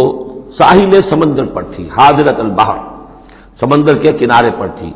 یہ اب اصحاب سبت کا واقعہ آ رہا ہے۔ اس یادونا، اور عام طور پر خیال یہ کہ جو ایلات کی بندرگاہ ہے یہاں پر یہ واقعہ ہوا تھا، اب بھی وہ ایلات کی بندرگاہ ہے۔ 1967 میں جو جنگ ہوئی تھی عرب اور اسرائیل جنگ، اس میں اصل میں اسی ایلات کی بندرگاہ کا گھیراؤ کر لیا تھا صدر ناصر صاحب نے، بلاکیڈ آف دی ایلات پورٹ، اور اس کے نتیجے میں پھر بڑا زبردست جو ہے حملہ کیا اچانک جو ہے اسرائیل نے، اور یہ کہ صحرائے سینا بھی مصر سے ہتھیا لیا تھا، گولان ہائٹس جو ہے وہ سیریا سے اس نے فتح کر لیے، اور پورا مغربی کنارہ جو اردن کا جو ہے اتنا بڑا علاقہ، زرخیز ترین علاقہ جو ہے فلسطین کا، وہ اردن سے اس نے ہتھیا لیا تھا، جس میں سے صرف سینائی پیننسلا بھی واپس کیا گیا ہے، اور یہ جو مغربی کنارے پر ان کی کوئی ایک آٹونومس سی چھوٹی سی ریاست قائم کرنے کی کوششیں ہو رہی ہیں، باقی یہ کہ گولان ہائٹس پر ابھی کوئی معاملہ نہیں ہوا۔ تو وہیں پر اسی ایلات بندرگاہ پر یہ واقعہ ہوا ہے، وہیں پر یہ کوئی قوم مچھیروں کی آباد تھی۔ واسألہم عن القریۃ التی کانت حاضرۃ البحر، وہ سمندر کے کنارے آباد تھی، اذ یعدون فی السبت، جبکہ وہ سبت کے قانون میں حد سے تجاوز کرنے لگے۔ اذ تأتیہم حیتانہم یوم سبتہم شرعا، جبکہ آتی تھیں ان کی مچھلیاں ان کے پاس یوم سبتہم، جس دن کہ ان کا سبت ہوتا تھا، شرعا، شرع جیسے کہ نیزہ کو چلاتا ہے، یعنی یہ کہ کبھی اگر آپ نے کماڑی میں کھڑے ہو کر دیکھا ہو تو کبھی کبھی ایسا ہوتا ہے کہ کوئی مچھلی جو ہے وہ چھلانگ مار کے اوپر آتی ہے پھر اندر چلی جاتی ہے۔ اب ظاہر بات ہے کہ یہ اٹکیلیاں کرتی تھی مچھلیاں، اللہ تعالیٰ نے سکس سینس دے رکھی ہے، حیوانات کو بھی ہے، انہیں پتہ چل گیا تھا ہفتے کا ایک دن ایسا ہے کہ ہمیں کوئی ہاتھ نہیں لگاتا، اب وہ آ رہی ہیں، اٹکیلیاں کر رہی ہیں، چھلانگیں لگا رہی ہیں، یہ کھڑے ہوئے ہاتھ بندھے ہوئے ہیں، اس لیے کہ سبت ہے، ہفتے کا دن ہے، پکڑ تو نہیں سکتے،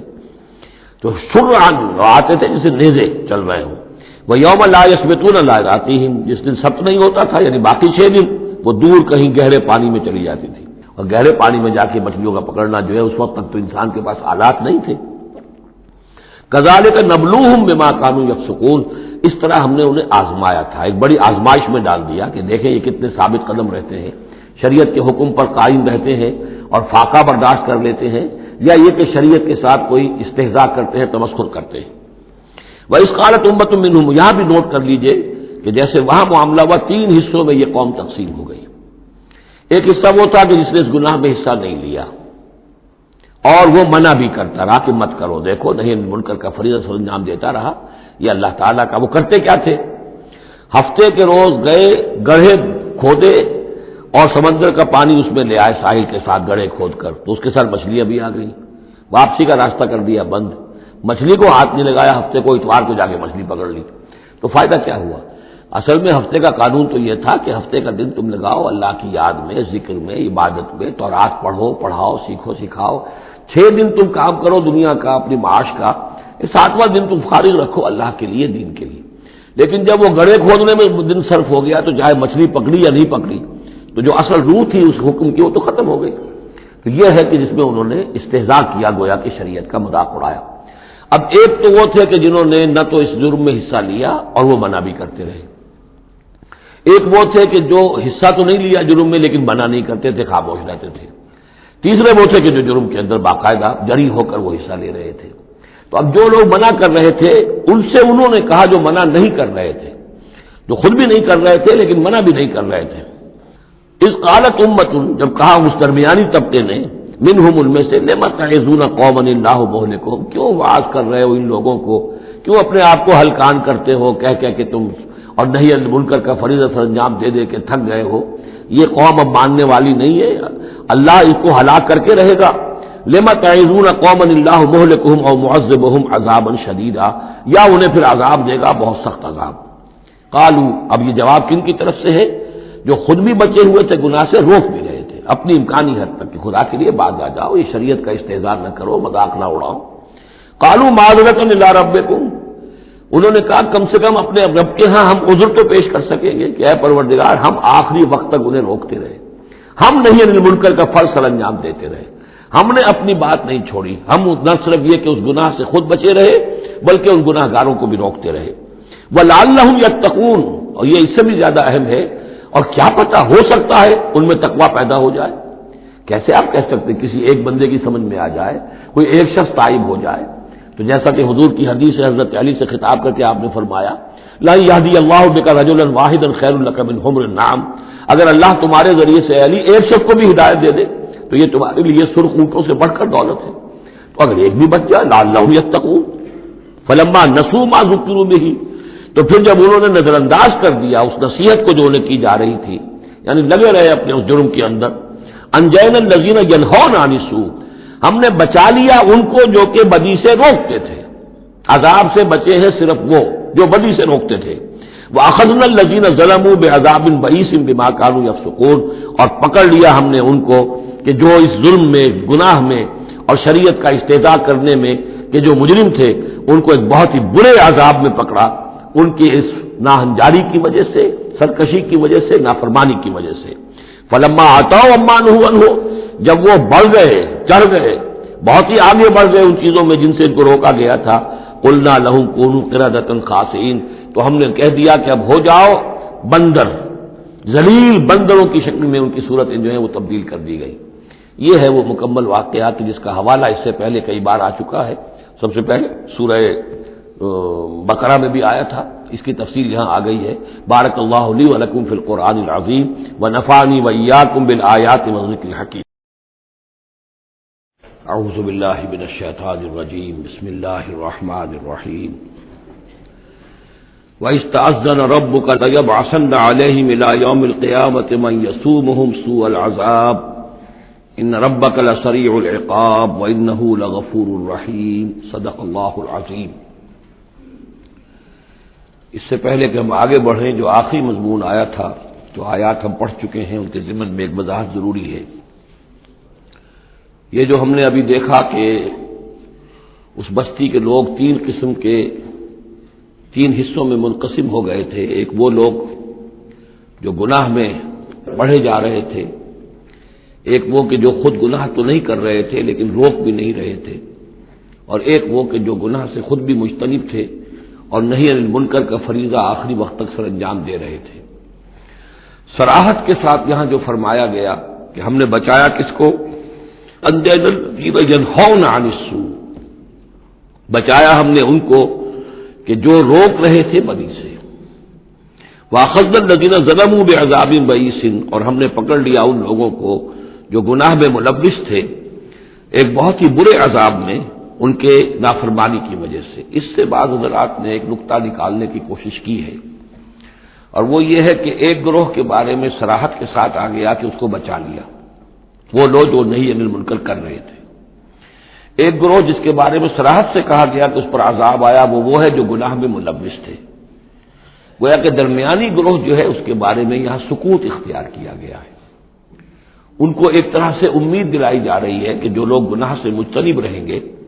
اگر وہ خود گناہ میں ملوث نہیں ہوئے ہیں تو اس عذاب سے کہ دنیا میں آتا ہے اس سے وہ بچا لیے جائیں گے، اور یہ بہت بڑی غلط فہمی ہے۔ یہ ایسی ہی بات ہے جیسے کہ میں نے آپ کو بتایا تھا سورہ مائدہ کے پڑھتے ہوئے کہ جو آیت مبارکہ تھی کہ علیکم انفسکم لا یضرکم من ضل اذا اہتدیتم، تو حضرت ابوبکر رضی اللہ تعالیٰ عنہ کو خطبہ ارشاد فرمانا پڑا کہ لوگوں تم اس آیت سے بالکل غلط نتیجہ نکال رہے ہو۔ اس کا یہ مطلب نہیں ہے کہ دعوت اور تبلیغ اور امر بالمعروف اور نہی عن المنکر تمہاری ذمہ داری نہیں ہے، بلکہ مطلب یہ ہے کہ تم اپنا سب کچھ کر لو، زور لگا لو سمجھانے کا، امر بالمعروف کا، نہی عن المنکر کا، پھر بھی اگر کچھ لوگ اڑے رہے کفر پر اور گناہ پر تو پھر تم پر کوئی وبال نہیں ہے۔ اصل مفہوم یہ ہے، لیکن اس سے انسان جو ہے چاہتا ہے ذمہ داری سے فرار، تو اس کے لیے جہاں کہیں بھی اسے بہانہ ملتا ہے اس قسم کے وہ نقطے تراشتا ہے۔ یہاں یہ سمجھ لیجئے کہ اصل میں نہی عن المنکر نہ کرنا بھی تو جرم ہے۔ فَأَخَذْنَا الَّذِينَ ظَلَمُوا، جو لوگ ظلم کر رہے تھے، ایک دوہرا ظلم کر رہے تھے کہ گناہ میں ملوث بھی تھے، اور دوسرے وہ لوگ تھے کہ جو اگرچہ ملوث نہیں تھے لیکن یہ کہ وہ روک نہیں رہے تھے۔ نہ روکنے کا جرم جو ہے یہ تو موجود ہے، اگر نہی عن المنکر فرض ہے، اگر یہ ذمہ داری ہے تو نہ روکنا جو ہے یہ خود اپنی جگہ پر ایک جرم ہے۔ اس کے لیے میں آپ کو اصل میں ایک حدیث سنا دینا چاہتا ہوں، جو حدیث اس معاملے میں سمجھتا ہوں کہ آخری اور نص قطعی کی حیثیت رکھتی ہے، اور یہ حدیث جو ہے مولانا اشرف علی تھانوی رحمۃ اللہ علیہ نے خطبات جمعہ جو مرتب کیے ہیں ان میں اس حدیث کو شامل کیا ہے، اور یہ حدیث قدسی ہے۔ اوحى اللہ عز وجل الی جبرائیل علیہ الصلوۃ والسلام ان اقلب مدینہ کذا وکذا باہلھا، اللہ تعالیٰ نے وحی کی حضرت جبرائیل کو کہ فلاں فلاں شہروں کو تلپٹ کر دو، الٹ دو، جیسے کہ عمورہ اور صدوم کے شہروں کے بارے میں حکم آیا۔ قال فقال، حضور فرماتے ہیں اس پر حضرت جبرائیل نے عرض کیا بارگاہ خداوندی میں، رب یا رب ان فیہا عبدک فلانا لم یمسک طرفۃ عین، پروردگار اس میں تو تیرا فلاں بندہ بھی ہے جس نے کبھی پلک جھپکنے جتنی دیر بھی معصیت میں نہیں گزاری، گناہ سے اتنا پاک صاف، نگاہ کا ادھر سے ادھر ہو جانا، اتنا وقت بھی کبھی معصیت میں صرف نہیں کیا، تو کیا اس پر بھی الٹ دوں؟ قال فقال، حضور نے فرمایا اس پر اللہ تعالیٰ نے ارشاد فرمایا اقلبھا علیہ وعلیہم، الٹو اس بستی کو، پہلے اس پر پھر دوسروں پر۔ وجہ کیا ہے؟ فإن وجہہ لم یتبعر فی ساعۃ قط، اس کے چہرے کا رنگ میری غیرت کی وجہ سے کبھی متغیر نہیں ہوا۔ یہ خود تو گناہ سے بچا رہا لیکن گناہ پھیلتے رہے، شریعت کی دھجیاں بکھرتی رہیں، اللہ تعالیٰ کے احکام کا مذاق اڑایا جاتا رہا، اور یہ اپنے دھندے میں لگا رہا، کاروبار میں لگا رہا، یا اپنے نوافل میں لگا رہا، مراقبوں میں لگا رہا، ذکر اذکار میں لگا رہا، تو یہ دوسروں سے بڑھ کر مجرم ہے۔ اقلبھا علیہ، اقلبھا علیہ وعلیہم، الٹو اس بستی کو، پہلے اس پر پھر دوسروں پر۔ فإن وجہہ لم یتبعر فی ساعۃ قط، اور دوسرے یہ کہ قرآن مجید میں سورہ انفال اب بہت قریب آ گئی ہے، اب پڑھیں گے جلد ہی، وہ آیت مبارکہ بھی نص قطعی ہے قرآن کے حوالے سے، یہ تو حدیث کے حوالے سے ہوئی۔ قرآن مجید میں فرمایا گیا واتقوا فتنة لا تصیبن الذین ظلموا منکم خاصہ، اس دنیا میں جب کوئی اجتماعی سزا آتی ہے کسی قوم کے اندر بحثیت مجموعی جب منکرات پھیل جائے، تو جب سزا آتی ہے تو پھر وہ صرف جو گناہ گار ہیں انہی کو اپنی لپیٹ میں نہیں لیتی، بلکہ وہ لوگ جو بچے ہوئے تھے وہ بھی لپیٹ میں آ جاتے ہیں۔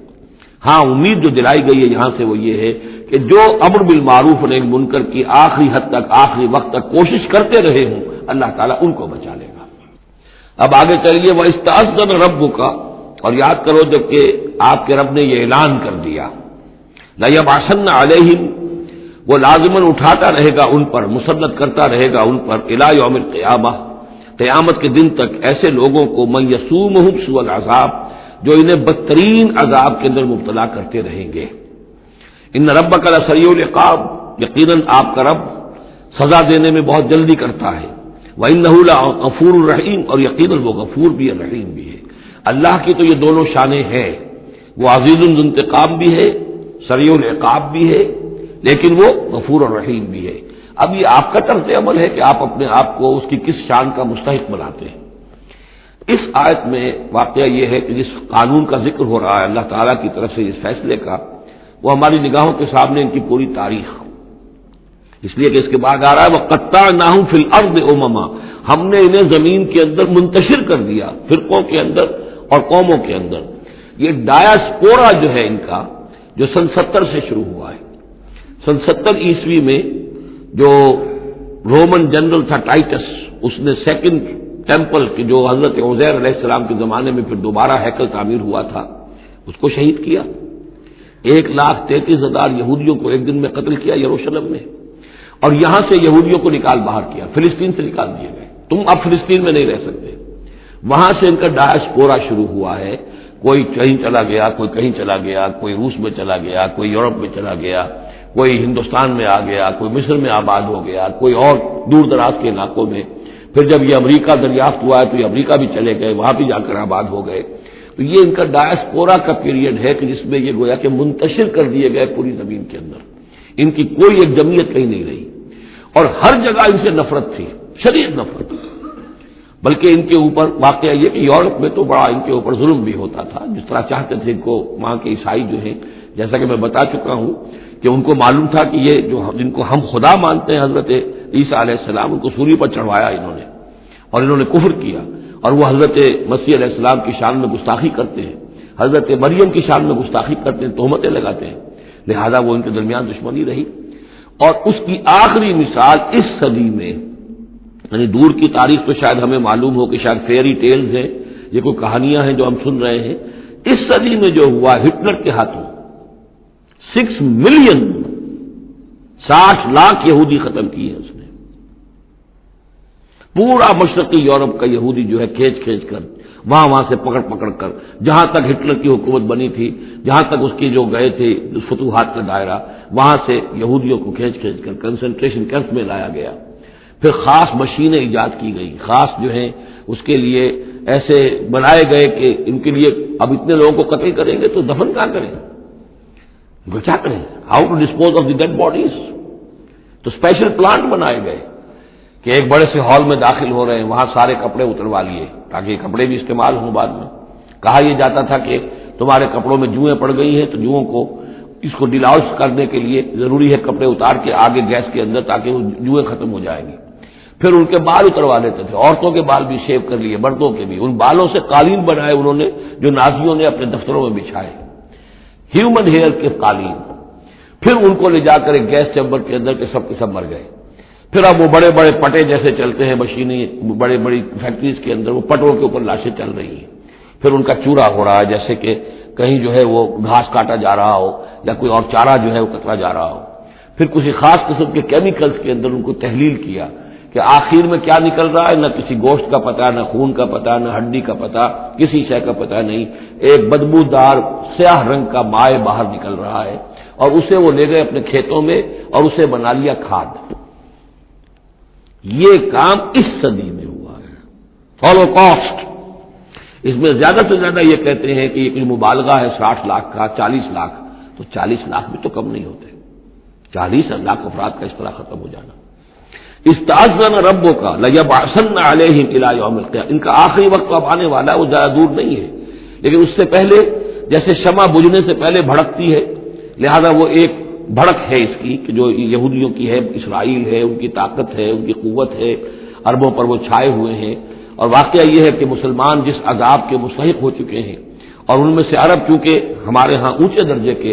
اس اعتبار سے امت کے اندر ان کا مقام اونچا درجے کا ہے کہ حضور عرب تھے، انہی کی زبان میں اللہ کی کتاب ہے، اور ان کی جو اللہ تعالیٰ کے دین کی طرف سے جو انہوں نے پیٹھ پھیری ہے، لہذا اس کی جو سزا انہیں مل رہی ہے وہ یہ ہے کہ ایک مغضوب علیہم قوم کے ہاتھوں ان کی تذلیل ہو رہی ہے، ان کے سامنے جھکنا پڑ رہا ہے۔ جن کے ساتھ کسی ایک کمرے میں کبھی بیٹھتے نہیں تھے، اب ان کے ساتھ گفت و شریف جو ہے اور ان کے ساتھ بغل گیر ہونے کی نوبت جو ہے وہ آئی ہے۔ اور ابھی جو کچھ ہونا ہے وہ خیر دوسری بات ہے، میں اس وقت میں نہیں جانا چاہتا، وہ آخری وقت بھی آئے گا، پھر جو ہے حضرت مسیح علیہ السلام بھی نازل ہوں گے، اور وہی چونکہ ان کی طرف رسول تھے، رسول اللہ بنی اسرائیل، تو آخری وہ عذاب ہلاکت کہ جو باقی 6 قوموں کا تو آ چکا۔ حضرت نوح علیہ السلام، حضرت نوح کے سامنے بیٹا جو ہے وہ غرق ہوا کہ نہیں ہوا، حضرت ہود، حضرت صالح، ان سب کے سامنے جو ہے ان کی قومیں ہلاک ہوئیں، تو اب حضرت مسیح کو اٹھا لیا گیا تھا، وہی آئیں گے اور انہی کے ہاتھوں یہ اپنے کیفر کردار کو پہنچیں گے اور ان کا ایک ایک بچہ ختم ہوگا، لیکن اس سے پہلے ان کے ہاتھوں مسلمانوں پر اللہ کے عذاب کے بڑے کوڑے برسیں گے۔ To add insult to injury, کہ ایک یہودی قوم کے ہاتھوں، مغضوب علیہم قوم کے ہاتھوں پٹائی ہوگی، اور جو ہو رہی ہے، لیکن یہ کہ ابھی شدید تر صورت میں اس کا شروع ہونے والا ہے معاملہ۔ کوئی دنوں کی بات ہے کہ مسجد اقصی شہید کر دی جائے گی اور پھر ایک طوفان جو ہے مڈل ایسٹ میں شروع ہو جائے گا۔ وَإِسْتَعْذَنَ رَبُّكَ لَيَبْعَثَنَّ عَلَيْهِمْ إِلَى يَوْمِ الْقِيَامَةِ مَن يَسُومُهُمْ سُوءَ الْعَذَابِ، یاد کرو جب کہ آپ کے رب نے یہ اعلان کر دیا تھا کہ وہ لازماً اٹھاتا رہے گا، مسلط کرتا رہے گا ان پر قیامت تک ایسے لوگوں کو جو انہیں بدترین عذاب میں مبتلا کرتے رہیں گے۔ ان ربک لسریع العقاب وانہ لغفور رحیم وقطعناہم فی الارض، ہم نے متفرق کر دیا ان کو زمین میں، امماً، فرقے بن گئے، علیحدہ جماعتیں بن گئی، اور اب ان کے جھگڑے ہو رہے ہیں، مختلف علاقوں سے جو لوگ آ کر اسرائیل میں آباد ہو رہے ہیں۔ اب ظاہر بات ہے سینکڑوں برس تک کچھ یہودی جو ہے روس میں رہے، ان کے اپنے کچھ مزاج اور بن گئے ہیں، ان کی شکلوں کے اندر بھی تبدیلی ہو گئی ہے، ان کی زبان بھی کچھ مختلف ہے، تو اب یہ اسرائیل کے اندر ان کے مابین تصادم ہوتا ہے۔ منہم الصالحون ومنہم دون ذلک، ان میں سے ہے کچھ لوگ جو صالح بھی ہیں، لیکن یہ کہ ان میں وہ بھی ہے کہ جو دوسری طرح کے ہیں اور طرح کے ہیں۔ وَلَوْنَاهُمْ بِالْحَسَنَاتِ وَالسَّيِّئَاتِ لَعَلَّهُمْ يَرْجِعُونَ، ہم انہیں بھلائی سے اور برائی سے آزمائش کرتے رہے شاید کہ یہ لوگ لوٹ آئیں۔ فَخَلَفَ مِن بَعْدِهِمْ خَلْفٌ، لیکن یہ کہ ان کے بعد ایسے ناخلف لوگ ان میں پیدا ہو گئے، ورثوا الکتاب، وہ کتاب کے وارث ہو گئے، وارث بنے، تورات کے وارث بنے۔ یاخذون عرض هذا الادنى، وہ اس دنیا جو ادنا زندگی ہے، دنیا کی ادنا زندگانی، اسی کے ساز و سامان کے پیچھے پڑے رہتے ہیں، حاصل کرتے ہیں حلال سے حرام سے، جائز سے ناجائز سے۔ وَيَقُولُونَ سَيُغْفَرُ لَنَا، اور کہتے ہیں ہمیں تو بخش دیا جائے گا، ہم ابراہیم کی نسل سے ہیں، اسرائیل کی اولاد ہیں، we are the chosen people of the Lord, سَيُغْفَرُ لَنَا، ہمیں بخش دیا جائے گا۔ وہیں یاتہم عرض مثلہ یاخذوہ، اگر ایسا ہی اور سامان بھی ان کو دیا جائے اور لے لیں گے، حرام سے یہ نہیں دیکھیں گے کہ حلال سے یا حرام سے۔ الم یؤخذ علیہم میثاق الکتاب، کیا ان سے کتاب کا عہد نہیں لیا گیا تھا؟ جب تورات دی گئی تھی تو عہد لیا گیا تھا، اللہ یقول علی اللہ الا الحق، کہ نہیں منسوب کریں گے اللہ کی طرف کوئی بات مگر حق، ودرسوا ما فیہ، اور انہوں نے پڑھا اس کو جو کچھ کہ اس میں تھا، والدار الآخرۃ خیر للذین یتقون، اور یقیناً آخرت کا گھر، پچھلا گھر تو بہتر ہے انہی لوگوں کے لیے جنہوں نے تقوی کی روش اختیار کی، فلا تعقلون، تو کیا تم عقل سے کام نہیں لیتے؟ والذین یمسکون بالکتاب واقاموا الصلاۃ، اور رہے وہ لوگ کہ جو کتاب کو مضبوطی کے ساتھ جنہوں نے تھاما، تمسک کیا کتاب کے ساتھ، اور اقاموا الصلاۃ، نماز قائم کی، انا لا نضیع اجر المصلحین، ایسے مصلحین کا اجر ہم ضائع نہیں کریں گے۔ بات ہے کہ کوئی نہ کوئی لوگ تو ان کے اندر اچھے رہے، آخری وقت تک بھی رہے۔ وَإِذْ نَتَقْنَا الْجَبَلَ فَوْقَهُمْ، اور یاد کرو جب کہ ہم نے پہاڑ کو ان کے اوپر اٹھا دیا تھا، كَأَنَّهُ ذُلَّةٌ، ایسے ہو گیا تھا جیسے سائبان ہو، وَظَنُّوا أَنَّهُ وَاقِعٌ بِهِمْ، اور انہیں یقین ہو گیا تھا کہ ابھی ہم پر گرا کہ گرا۔ خُذُوا مَا آتَيْنَاكُمْ بِقُوَّةٍ، اور ہم نے اس وقت کہا تھا کہ تھامو اس کو مضبوطی کے ساتھ جو ہم نے تمہیں دیا ہے، اس کتاب کو مضبوطی سے تھامو، اس کو پوری قوت کے ساتھ اپنی اس کا تمسک کرو۔ وَاذْكُرُوا مَا فِيهِ لَعَلَّكُمْ تَتَّقُونَ، اور جو کچھ اس میں ہے اس کو یاد رکھو، مستحضر رکھو، تاکہ تم بچتے رہو اور تمہارے اندر تقویٰ کی روش پیدا ہو جائے۔ اب جو یہ بقیہ حصہ ہے 3 رکوع سورہ مبارکہ کے، اس میں بعض بڑے اہم مضامین آ رہے ہیں دین کے فلسفے کے اعتبار سے۔ وَإِذْ أَخَذَ رَبُّكَ مِن بَنِي آدَمَ مِن ظُهُورِهِمْ ذُرِّيَّتَهُمْ، اور یاد کرو جب کہ نکالے اللہ نے، آپ کے رب نے، تمام بنی آدم کی پیٹھوں سے ان کی نسل کو۔ اب یہ کہ یہ اصل میں تو معاملہ ہو رہا ہے عالم الارواح میں، جبکہ ابھی جسد پیدا ہی نہیں ہوئے تھے، لیکن دو ہی شکلیں ہو سکتی تھی، یا تو لوگوں کو یہ ساری بات پہلے بتائی گئی ہوتی، عالم ارواح ہے، پہلی تخلیق یہ ہے، دوسری تخلیق یہ ہے،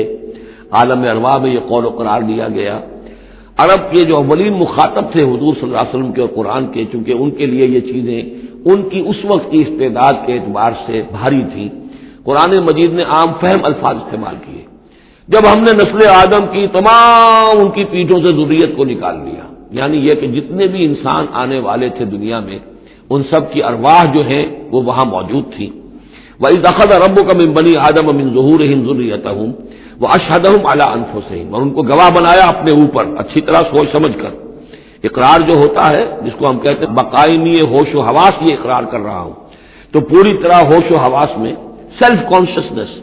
یہ میں آپ کو بتا چکا ہوں، ہمارے اندر جو سیلف کانشسنس ہے خود شعوری، وہ ہے ہی ہماری روح کی بنیاد پر۔ حیوانات میں بھی شعور تو ہے، کانشسنس تو ہے، سیلف کانشسنس نہیں ہے، خود شعوری نہیں ہے۔ تو یہ خود شعوری کا منبع جو ہے در حقیقت وہ روح ہے۔ تو وہ ارواح موجود تھی، انہیں اپنی ذات کا شعور تھا۔ اشہدہم علی انفسہم، انہیں اپنی ذات کے اوپر خود گواہ بنا کر پھر سوال کیا، الست بربکم، کیا میں تمہارا رب نہیں ہوں، تمہارا مالک، تمہارا آقا؟ قالوا بلا، وہ کہیں گے کیوں نہیں، شہیدنا، ہم اس پر اقرار کرتے ہیں، ہم گواہ ہیں۔ اب یہاں نوٹ کیجئے، جیسے کہ اس سے پہلے آیا تھا سورہ مائدہ میں کہ اہل کتاب تمہارے پاس ہمارا بشیر اور نذیر آ گیا، مبادا تم یہ کہو کہ ہمارے پاس کوئی بشیر اور نذیر نہیں آیا، وہ گویا کہ اتمام حجت تھی اہل کتاب پر۔ سورہ انعام میں آ چکا ہے کہ مبادا تم یہ کہو کہ کتابیں تو دی گئی تھی ہم سے پہلے دو گروہوں کو، ہم تو جانتے نہیں تھے، عبرانی زبان کی کتاب نہیں پڑھتے تھے، وہ اتمام حجت تھا بنی اسماعیل پر کہ اب تمہارے اندر ہم نے اپنا ایک رسول بھیج دیا صلی اللہ علیہ وسلم، یہ کتاب آ گئی ہے، اب تم یہ نہیں کہہ سکتے کہ وہ تو ہم سے پہلے دو گروہوں پر نازل کی گئی تھی، ہاں اگر ہم پر کہیں نازل کی گئی ہوتی تو ہم ان دونوں سے بڑھ کر بہت زیادہ جو ہے اس سے فائدہ اٹھاتے اور حق پر ہوتے۔ اب یہ جو گواہی ہے یہ آ رہی ہے پوری نوع انسانی، جس کے حوالے سے میں نے آپ کو بتایا تھا کہ وہ عہد کہ جو ہر روح انسانی اللہ کے ساتھ کر کے آئی ہے، کوئی نبی نہ آتا، کوئی کتاب نہ آتی، تب بھی یہ عہد بنیاد ہے مؤاخذہ اخروی کی، محاسبہ، accountability, the grand accountability of the day of judgment, اس کا بیسس جو ہے وہ یہ ہے، بنیادی بات یہ ہے، بنیادی حجت یہ ہے۔ نبوت سے، کتابوں سے، وحی سے، یہ تو اتمام حجت ہوا ہے، اضافی شے ہے۔ اللہ نے امتحان کو اور آسان کر دیا نوع انسانی کے لیے، لیکن بنیادی حجت جس کی بنا پر ہر انسان رسپانسبل ہے، اکاؤنٹیبل ہے، وہ یہ عہد ہے۔ ان تقولوا یوم القیامت انا کنا عن ھذا غافلین، مبادا تم کہو قیامت کے دن کہ ہم تو اس سے غافل تھے۔ او تقولوا انما اشرک آباؤنا من قبل، یا تم یہ کہو، یہ پلی لے لو کہ ہمارے آباء و اجداد تھے، انہوں نے شرک کیا تھا، وَكُنَّا ذُرِّيَّةً مِّن بَعْدِهِمْ، ہم ان کے بعد ان کی نسل میں سے تھے، ہم ان کے راستے پر چلتے رہے، لہذا اصل جرم تو ان کا ہے، ہمارا نہیں۔ أَفَتُهْلِكُنَا بِمَا فَعَلَ الْمُبْطِلُونَ، تو کیا پروردگار تو ہمیں ہلاک کرے گا ان لوگوں کے فعل کی وجہ سے کہ جنہوں نے یہ باطل ایجاد کیا تھا؟ ایجاد تو انہوں نے کیا تھا، ہم تو موجد نہیں ہیں، ہم تو ان کے مقلد تھے، متبع تھے۔ وَكَذَلِكَ نُفَصِّلُ الْآيَاتِ وَلَعَلَّهُمْ يَرْجِعُونَ، اور اسی طریقے سے ہم اپنی آیات کو تفصیل سے بیان کر دیتے ہیں تاکہ وہ لوٹیں، شاید کہ وہ لوٹیں، سوچیں، غور کریں، رجوع کریں۔ اب ایک واقعہ آ رہا ہے ایک شخصیت کا، اور اس کی تمثیل کے پیرائے میں، ویسے تو یہ واقعہ ہے، یہ صرف کوئی تشبیہ نہیں ہے، لیکن یہ کہ اس کو تمثیلاً لائے ہیں۔ افراد اور اقوام کا کوئی معاملہ ایسا بھی ہوتا ہے کہ کسی قوم کو یا کسی فرد کو اللہ نے کوئی بہت اونچا مقام دیا ہو، بہت اس پر اکرام فرمایا ہو، بہت انعام کیا ہو، لیکن پھر یہ کہ وہ اپنی کسی ایک ہی خباثت کی وجہ سے اور کسی ایک بڑی غلطی جو ہے گراوٹ کی وجہ سے وہ اپنی تمام ان فضیلتوں سے محروم ہو جائے اور بالکل شیطان کا چیلا بن کر رہ جائے۔ وَاتْلُ عَلَيْهِمْ نَبَأَ الَّذِي آتَيْنَاهُ آيَاتِنَا، یہ بلعام بن باورہ، اس کی تفصیل جو ہے تورات میں ہے۔ یہ ایک اسرائیلی تھا، بہت نیک، عابد، زاہد، عالم، تورات کا بہت بڑا عالم، عابد اور زاہد، اور لوگ جو ہے اس کی بہت عزت کرتے تھے، احترام کرتے تھے، اور یہ اللہ میں سے تھا۔ وَاتْلُ عَلَيْهِمْ نَبَأَ الَّذِي آتَيْنَاهُ آيَاتِنَا، نبا ہے اس لیے یہ واقعہ ہے، یہ صرف مثال نہیں ہے۔ ان کو سنائیے خبر اس شخص کی جس کو ہم نے اپنی آیات عطا کی تھی۔ اس سے میں یہ مفہوم لیتا ہوں کہ صاحب کرامت بزرگ تھا، یعنی جو آیات جو ہے یہاں پر خاص طور پر کرامت کے لیے آ رہا ہے۔ فَانْسَلَخَ مِنْهَا، وہ اس میں سے نکل بھاگا، فاتبعہ الشیطان، تو شیطان اس کے پیچھے لگ گیا۔ یہاں بھی ایک نقطہ بہت اہم ہے، پہلے انسان خود غلطی کرتا ہے، شیطان مجبور نہیں کر سکتا کسی کو غلطی پر۔ ان عبادی لیس لک علیہم سلطان، کوئی اختیار کسی بندے پر شیطان کو حاصل نہیں ہے، غلطی خود کرے گا، اب شیطان جو ہے اس کا پیچھا کرے گا، اور اب اس کو، جس کو ہم کہتے ہیں ہمارے پنجاب میں یہ کہا جاتا ہے برے کو گھر تک پہنچا کے رہنا، کہ اب یہ کہ اسے کہیں راستے میں چھوڑے گا نہیں بلکہ برائی کی آخری منزل تک پہنچائے گا۔ وَاتْلُ عَلَيْهِمْ نَبَأَ الَّذِي آتَيْنَاهُ آيَاتِنَا فَانسَلَخَ مِنْهَا فَأَتْبَعَهُ الشَّيْطَانُ فَكَانَ مِنَ الْغَاوِينَ، تو وہ ہو گیا گمراہوں میں۔ وَلَوْ شِئْنَا لَرَفَعْنَاهُ بِهَا، ہم چاہتے تو اسے ان آیات اور جو بھی اس کے پاس علم تھا اس کے ذریعے سے ہم اسے اور بلند کرتے اور اونچا مقام دیتے، وَلَكِنَّهُ أَخْلَدَ إِلَى الْأَرْضِ، مگر وہ تو زمین کی طرف دھستا چلا گیا۔ یہ زمین کی طرف دھسنا کیا ہے؟ ایک ہمارا جسد ہے، یہ حیوانی جسد، یہ زمین سے آیا ہے، منہا خلقناکم، اور اس کے تقاضے ہیں۔ ایک وہ روح ہے جو عہد کر کے آئی ہے الست بربکم، ان کے درمیان کشاکش ہے۔ روح چاہتی ہے اوپر اٹھنا، کل شیء یرجع الی اصلہ، ہر شے اپنی بنیاد اور اپنی جڑ کی طرف، اپنے منبع اور سرچشمے کی طرف لوٹنا چاہتی ہے، لہذا روح اوپر اٹھنا چاہتی ہے، وہ اوپر سے آئی ہے۔ یہ جسم جو ہے، یہ ہمارا حیوانی جسد، یہ زمین سے آیا ہے، اس کی ساری توجہات زمین کی طرف ہے، یہیں کا مال و متاع ہو، یہیں سے اس کی خوراک آ رہی ہے، یہیں سے اس کی تقویت کا سامان آ رہا ہے، ساری چیزیں یہ۔ اب یہ جو کشاکش ہے، انسان کی روح وہ اللہ کی طرف جانا چاہتی ہے، اور یہ جسم جو ہے یہ دنیاوی لذتوں میں، عیش میں، دنیا کے اندر جو ہے حلال سے حرام سے جو بھی حاصل کیا جا سکے، بابر بعیش کوش، یہ عالم دوبارہ نیست۔ اب اگر کوئی شخص فیصلہ کر لیتا ہے زمین کی طرف بیٹھنے کا، تو گویا کہ اب اس نے اپنے آپ کو اللہ تعالی کی توفیق سے وہ محروم کر لیا۔ فانسلخ منہا، اب روح سسکتی رہے گی، احتجاج کرتی رہے گی، سسکتی رہے گی، ایک وقت میں آ کر شاید وہ مر جائے، اس پر موت وارد ہو جائے، اور وہ زندہ ہونے کی شکل میں بھی وہ در حقیقت ایک مقبرہ بن جائے یا تعزیہ بن جائے کہ روح اس کے اندر دفن ہو چکی ہے۔ تو نظر آ رہا چلتا پھرتا انسان، حقیقت میں وہ انسان تو مر چکا، اندر روح جو ہے وہ دفن ہو چکی، اب جو چل رہا ہے وہ حیوان انسان چل رہا ہے، وہ انسان جو تھا وہ تو مر چکا۔ تو یہ ہے وَلَكِنَّهُ أَخْلَدَ إِلَى الْأَرْضِ، زمینی خواہشات، زمینی آرزوئیں، یہ نچلے درجے کی صفری قسم کی خواہشات، صفری آرزوئیں اور امنگیں، وَاتَّبَعَ هَوَاهُ، اور اس نے پیروی کی اپنی خواہشات کی، فَمَثَلُهُ كَمَثَلِ الْكَلْبِ، تو اس کی مثال کتے کی سی ہے، إِن تَحْمِلْ عَلَيْهِ يَلْهَثْ أَوْ تَتْرُكْهُ يَلْهَثْ، وہ ہر وقت ہی ہانپتا رہتا ہے، کوئی اس کے اوپر بوجھ رکھیے تب بھی ہانپے گا، اور ویسے بھی وہ اس کی زبان باہر نکلی ہوتی ہے، ہانپتا رہتا ہے۔ اسی طرح کا معاملہ ہے کہ اللہ نے تو اس کو اپنی نعمتیں عطا کی، لیکن وہ بدبخت ان کی قدر کرنے کی بجائے اس کتے کے مانند ہانپنے لگا اور زمین ہی کی طرف، اور کتا آپ نے دیکھا ہوگا چلتا ہوا سونگتا جاتا ہے زمین کو، ہر وقت سونگے گا زمین کو۔ ذالک مثل القوم الذین کذبوا بآیاتنا، یہی مثال ہے اس قوم کی بھی جنہوں نے ہماری آیات کو جھٹلایا۔ اور یہاں پھر نوٹ کیجئے کہ پاکستانی قوم اس کی سب سے بڑی مثال ہے۔ پاکستان کا بن جانا معجزہ تھا، کسی حساب کتاب میں آنے والی شے نہیں۔ پھر پاکستان کا قائم رہ جانا معجزہ تھا، انگریزوں کو بھی اور ہندوؤں کو بھی یقین تھا کہ پاکستان قائم نہیں رہ سکتا، وائبل نہیں ہے، ختم ہو جائے، لیکن یہ کہ پاکستان قائم رہا۔ سن 65 میں اس کا بچ جانا معجزہ تھا، اتنی یقینی بات تھی کہ BBC ٹیلی ویژن کے اوپر دکھا دیا گیا فال آف لاہور، لاہور جو ہے وہ بھارتی فوج داخل ہو چکی ہے، قبضہ کر چکی ہے، اتنی یقینی بات تھی۔ شام کو جم خانہ میں شراب پینے کا پکا پروگرام تھا، لیکن خوف طاری کر دیا اللہ تعالیٰ نے ان کے دلوں پر، شاید ہمارا کوئی گھیراؤ کیا جا رہا ہے، کوئی ریزسٹنس نہیں ہے، کیا ہوا ہے؟ یہاں ہم غافل پڑے ہوئے تھے، ریزسٹنس کیا ہوتی، لیکن بجائے اس کے کہ وہ یہ سمجھتے کہ یہ غافل ہیں، اور ریزسٹنس اس لیے نہیں ہو رہی، ان کے دلوں میں سألقی فی قلوب الذین کفروا الرعب،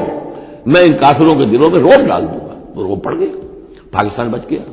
تو یہ ساری چیزیں ہیں، معجزے پر معجزے ہیں، لیکن یہ سب اس لیے تھا کہ ہم اس ملک کو ہم نے حاصل کیا تھا اسلام کے نام پر، اسے تجربہ گاہ بنائیں گے، اسے ایک نمونہ بنا دیں گے پوری دنیا کے لیے، پوری دنیا دیکھے گی کہ اسلام کیا ہے، اسلام کا عادلانہ نظام کیا ہے۔ قائد اعظم نے کہا تھا ہم اس لیے پاکستان چاہتے ہیں کہ ہم عہد حاضر میں اسلام کے اصول حریت و اخوت و مساوات کا نمونہ دنیا کے سامنے پیش کریں، وہ کہاں ہے؟ فانسلخ منہا، ان تمام آیات سے ہم نکل بھاگے ہیں، شیطان کی پیروی کی ہے، اور جو حال ہوا ہے 2 لخت ہو چکے ہیں، اور ابھی کیا حال ہوگا، جو نئی صورتحال جو ہے اس ملک کے اندر اب خدبد ہونے لگی ہے، پکنے لگی ہے، اس کی صورتحال کیا بنے گی واللہ اعلم۔ ذالک مثل القوم الذین کذبوا بآیاتنا، یہی مثال اس قوم کی بھی ہے جس نے ہماری آیات کو جھٹلایا۔ فاقصص القصص لعلہم یتفکرون، تو اے نبی آپ یہ چیزیں سنا دیجئے، شاید یہ تفکر کریں، شاید کہ یہ غور کریں، آپ یہ باتیں ہماری سنا دیجئے۔ سا مثل القوم الذین کذبوا بآیاتنا، بری ہے مثال اس قوم کی جنہوں نے ہماری آیات کو جھٹلایا، وانفسہم کانوا یظلمون، اور وہ خود اپنی جانوں کے اوپر ظلم ڈھاتے رہے۔ من یہد اللہ فہو المہتدی، جسے اللہ ہدایت دیتا ہے وہی ہدایت یافتہ ہوتا ہے، ومن یضلل فاولئک هم الخاسرون، اور جس کی گمراہی کے اوپر اللہ تعالیٰ کی طرف سے مہر قائم ہو جائے تو وہ تو تباہ ہونے والے ہی ہیں۔ وَلَقَدْ ذَرَأْنَا لِجَهَنَّمَ كَثِيرًا مِنَ الْجِنِّ، اب یہ تیسری بات آ گئی حکمت قرآنی کی۔ دیکھیے پہلے وہ عہد الست جو عالم ارواح میں ہم نے کیا تھا، اچھا اس عہد الست کے حوالے سے ہم پر یہ بات واضح ہو گئی، ایک ہمارا روحانی وجود ہے اور ایک ہمارا حیوانی وجود ہے۔ اگر ہماری توجہ اور ساری دلچسپی حیوانی وجود پر ہوگی تو ہم ظاہر بات ہے کہ پھر اس بلعام بن باورہ کی مثال بن جائیں گے، انفرادی سطح پر بھی اور قومی اور اجتماعی سطح پر بھی۔ اب تیسری بات آ رہی ہے کہ انسانوں میں سے کثیر انسان وہ ہے جو نظر آتے ہیں انسان، حقیقت میں انسان نہیں ہے، حیوانوں کی سطح پر ہے۔ وَلَقَدْ ذَرَأْنَا لِجَهَنَّمَ كَثِيرًا مِنَ الْجِنِّ وَالْإِنسِ، ہم نے جہنم کے لیے پیدا کیے ہیں بہت سے جن اور انس۔ لہم قلوب لا یفقہون بہا، ان کے دل تو ہیں لیکن ان سے غور نہیں کرتے، تفقہ نہیں کرتے۔ وَلَهُمْ أَعْيُنٌ لَا يُبْصِرُونَ بِهَا، ان کی آنکھیں ہیں ان سے دیکھتے نہیں۔ وَلَهُمْ آذَانٌ لَا يَسْمَعُونَ بِهَا، ان کے کان ہیں لیکن ان سے سنتے نہیں۔ اولئک کالانعام، یہ چوپایوں کے مانند ہیں، بل ہم اضل، بلکہ ان سے بھی گئے گزرے ہیں۔ اولئک هم الغافلون، یہی لوگ ہیں کہ جو غافل ہیں۔ یعنی یہ کہ جب انسان ہدایت سے منہ موڑتا ہے اور جب ہٹ دھرمی پر اتر آتا ہے اور جب اللہ تعالیٰ دلوں پر مہر کر دیتا ہے اور ان کی سماعت پر کانوں پر مہر لگا دیتا ہے، ان کی آنکھوں پر پردے ڈال، اب یہ کیا رہ گئے؟ اب یہ انسان نہیں رہے، ان کے دل تو ہے تفقع سے خالی ہے، مہر لگ چکی ہے۔ آنکھیں تو ہے حیوانوں کا سا دیکھنا دیکھ رہی ہیں، کتا بھی دیکھ لیتا ہے گاڑی آ رہی ہے مجھے بچنا ہے، انسان نے بھی دیکھ لیا، لیکن یہ دیکھنا حیوانی دیکھنا ہے۔ انسانی دیکھنا تو کچھ اور ہوتا ہے، کسی شے کو دیکھے اور اس کی حقیقت پر غور کرے۔ اہل نظر ذوق نظر خوب ہے لیکن جو شے کی حقیقت کو نہ دیکھے وہ نظر کیا۔ لیکن یہ انسانی دیکھنا جو ہے، دیدن دیگر آموز شنیدن دیگر آموز،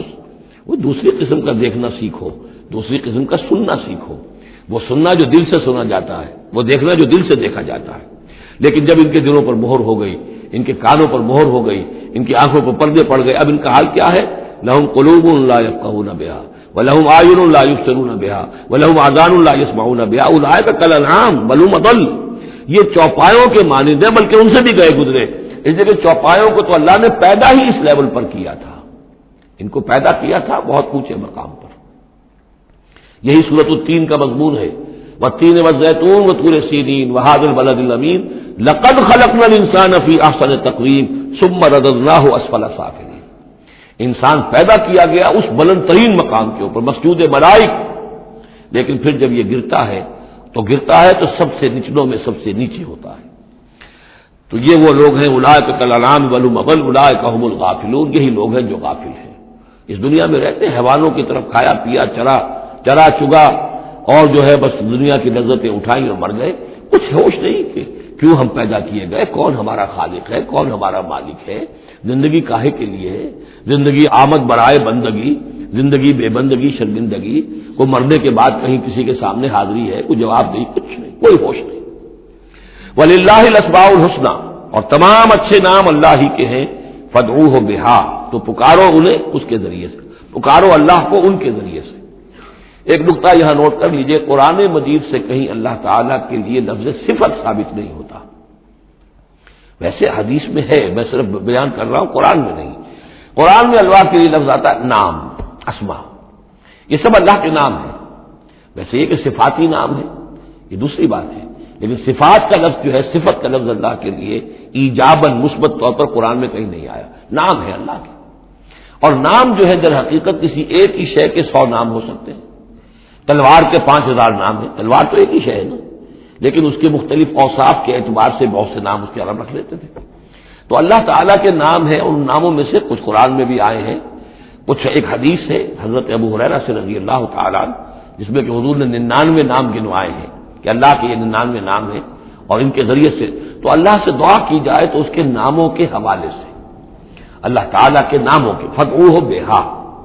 اللہ تعالیٰ کو پکارا کرو اس کے ناموں کے حوالے سے، یا ستار ہو، یا غفار ہو، یا کریم ہو،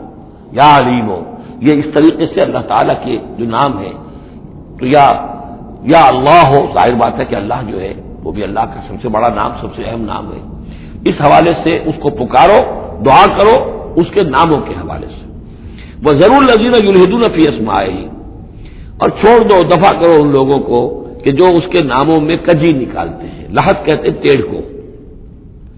یہ قبر جو ہوتی ہے ایک سیدھی ہوتی ہے اور ایک ہوتی ہے لحد والی، جس میں کہ بغلی قبر، اس میں وہ ٹیڑھا راستہ بنتا ہے جس میں کہ اتارا جاتا ہے قبر کو۔ تو اسماء الہی میں لحد الحاد جو ہے تو یہ ہے کہ ان کا غلط استعمال کیا جائے، انہی ناموں کے حوالے سے ان کے مراقبے کر کے ان کے اندر تاثیرات ہیں، اس میں کوئی شک نہیں، لیکن ان کے غلط استعمالات جو ہیں وہ درست نہیں ہیں۔ اللہ تعالیٰ کے ذکر کے لیے، اللہ سے خود اپنی دعا کے لیے ان کو ذریعہ بنایا جائے، لیکن ان کو لوگوں کے لیے نقصان پہنچانے کا ذریعہ بنانا یہ گویا کہ الحاد ہو جائے گا، غلط استعمال۔ اور دوسرے یہ کہ بعض اللہ تعالیٰ کے نام جو ہے وہ جوڑوں کی شکل میں ہیں، ان میں ایک ہی کے حوالے سے پکارنا وہ بھی الحاد ہو جائے گا۔ المعز المذل، یہ اب جوڑا ہے، وہی عزت دینے والا ہے، وہی ذلت دینے والا ہے، لیکن اگر آپ نے یا مذلو یا مذلو یا مذلو کہنا شروع کر دیا تو یہ الحاد ہو جائے گا۔ اے ذلیل کرنے والے، اے ذلیل کرنے والے، اے ذلیل کرنے والے، یہاں دونوں لفظ آنے چاہیے، یا معز ہو یا مذل ہو، اے وہ کہ جو عزت دینے والا ہے اور اے وہ کہ جو ذلیل کرتا ہے۔ یہ دونوں نام جو ہے الرافع والخافض، ایک وہ ہے کہ جو اٹھانے والا ہے، اونچا کرنے والا ہے اور نیچے گرانے والا ہے، وہ الخافض بھی ہے، الرافع بھی ہے، المعز بھی ہے، المذل بھی ہے، المحیی بھی ہے، الممیت بھی ہے، زندہ رکھنے والا بھی ہے، موت وارد کرنے والا بھی ہے۔ تو یہ جو جوڑوں کے نام ہیں ان کو ساتھ ساتھ ہی ہمیشہ رکھنا چاہیے۔ وَذَرُوا الَّذِينَ يُلْحِدُونَ فِي أَسْمَائِهِ سَيُجْزَوْنَ مَا كَانُوا يَعْمَلُونَ، القریب وہ بدلہ پائیں گے اپنے اعمال کا۔ وَمِمَّنْ خَلَقْنَا أُمَّةٌ يَهْدُونَ بِالْحَقِّ وَبِهِ يَعْدِلُونَ، اور جو انسان ہم نے پیدا کیے ہیں ان میں یقیناً ہر دور میں کچھ لوگ رہے ہیں، ایسی جماعتیں رہی ہیں، اور جیسے کہ حضور نے ضمانت دی ہے کہ میری امت میں ایک طبقہ، ایک جماعت، ایک گروہ ضرور، لا تزال فی امتی طائفۃ قائمین علی الحق، حق پر قائم رہے گی۔ تو فرمایا وہ یہدون بالحق، جو حق کی ہدایت بھی دیتے رہیں گے اور بہی یعدلون، اور حق ہی کے ساتھ عدل بھی کرتے رہیں گے۔ والذین کذبوا بآیاتنا سنستدرجهم من حیث لا یعلمون، باقی رہے وہ لوگ کہ جو ہماری آیات کی تکذیب کرتے ہیں، تم رفتہ رفتہ سہج سہج ان کو لے آئیں گے وہاں سے جہاں انہیں پتہ بھی نہیں ہوگا۔ استدراج اسے کہتے ہیں کہ ایک شخص کفر کے راستے میں بڑھتا جا رہا ہے، لیکن اس کی کامیابیاں دنیا میں بڑھتی جا رہی ہیں، وہ اور بڑھ رہا ہے اور بڑھ رہا ہے، وہ سمجھ رہا ہے اللہ کا فضل ہو رہا ہے مجھ پر، حالانکہ اصل میں اللہ تعالیٰ نے اس کی رسی دراز کی ہے تاکہ اور گناہ جو اس نے کمانے ہیں وہ کما لے۔ اس کو استدراج کہتے ہیں، اور یہ بہت بڑا فتنہ ہے۔ بسا اوقات ایک انسان غلط راستے پر چل رہا ہے، لیکن وہ اس استدراج کی وجہ سے یہ سمجھ بیٹھتا میں صحیح راستے پر ہوں، تبھی تو اللہ کی رحمت آ رہی ہے، تبھی تو مجھے کامیابی مل رہی ہے، قدم قدم پر جو ہے کامیابی میری قدم بوسی کر رہی ہے۔ نہیں، یہ استدراج ہے۔ والذین کذبوا بآیاتنا سنستدرجهم من حیث لا یعلمون، ہم آہستہ آہستہ انہیں پکڑ لیں گے جہاں سے انہیں پتہ بھی نہیں ہوگا۔ واملی لهم، آپ ان کو ڈھیل دیں گے، ان کیدی متین، میری چال بہت مضبوط ہے۔ جب وہ مچھلی جو ہے کانٹا اس کی حلق میں اب پھنس چکا ہے، اب اس کی ڈور جو ہے آپ ڈھیل کرتے رہیے، کوئی حل نہیں، ان قیدی متین، کہیں جانے والی نہیں ہے۔ اولم یتفکروا، کیا یہ لوگ تفکر نہیں کرتے، غور و فکر نہیں کرتے، ما بصاحبہم من جنہ، ان کے جو ساتھی ہیں یعنی محمد صلی اللہ علیہ وسلم، انہیں کوئی جنون نہیں ہے، کوئی جن ان پر نہیں آ گیا ہے۔ یہ بھی وہی انداز ہے، سرچنگ کوسچن، کہ ذرا غور کرو، کبھی تم نے سوچا ہے، کہہ تو دیتے ہو تم، کبھی سوچا ہے یہ محمد صلی اللہ علیہ وسلم جو تمہاری نگاہوں کے سامنے ہے، ان کی سیرت، ان کا کردار، ان کی شخصیت، ان کی طہارت، ان کی صفائی، نظافت، یہ چیزیں ایسی ہیں کہ جن کے بارے میں کوئی شخص یہ کہہ سکے کہ ان پر کوئی جن آ گیا ہے یا ان کا کوئی دماغی توازن ٹھیک نہیں رہا ہے۔ ما بصاحبہم من جنہ، کوئی ان کو جنون نہیں ہے، کوئی جن ان کے اوپر نہیں آ گیا، ان ہوا الا نذیر مبین، نہیں ہے یہ مگر ایک واضح طور پر خبردار کر دینے والے. اولم ينظروا فی ملکوت السماوات والارض وما خلق اللہ من شیء، اور کیا یہ لوگ غور و فکر نہیں کرتے آسمانوں اور زمین کی سلطنت میں اور جو اللہ تعالیٰ نے چیزیں بنائی ہیں. وان عسى ان يكون قد اقترب اجلهم، اور کیا انہیں یہ گمان نہیں ہے ہو سکتا ہے کہ ان کی مہلت ختم ہوا چاہتی ہو. ان کی اجل، لکل امت اجل،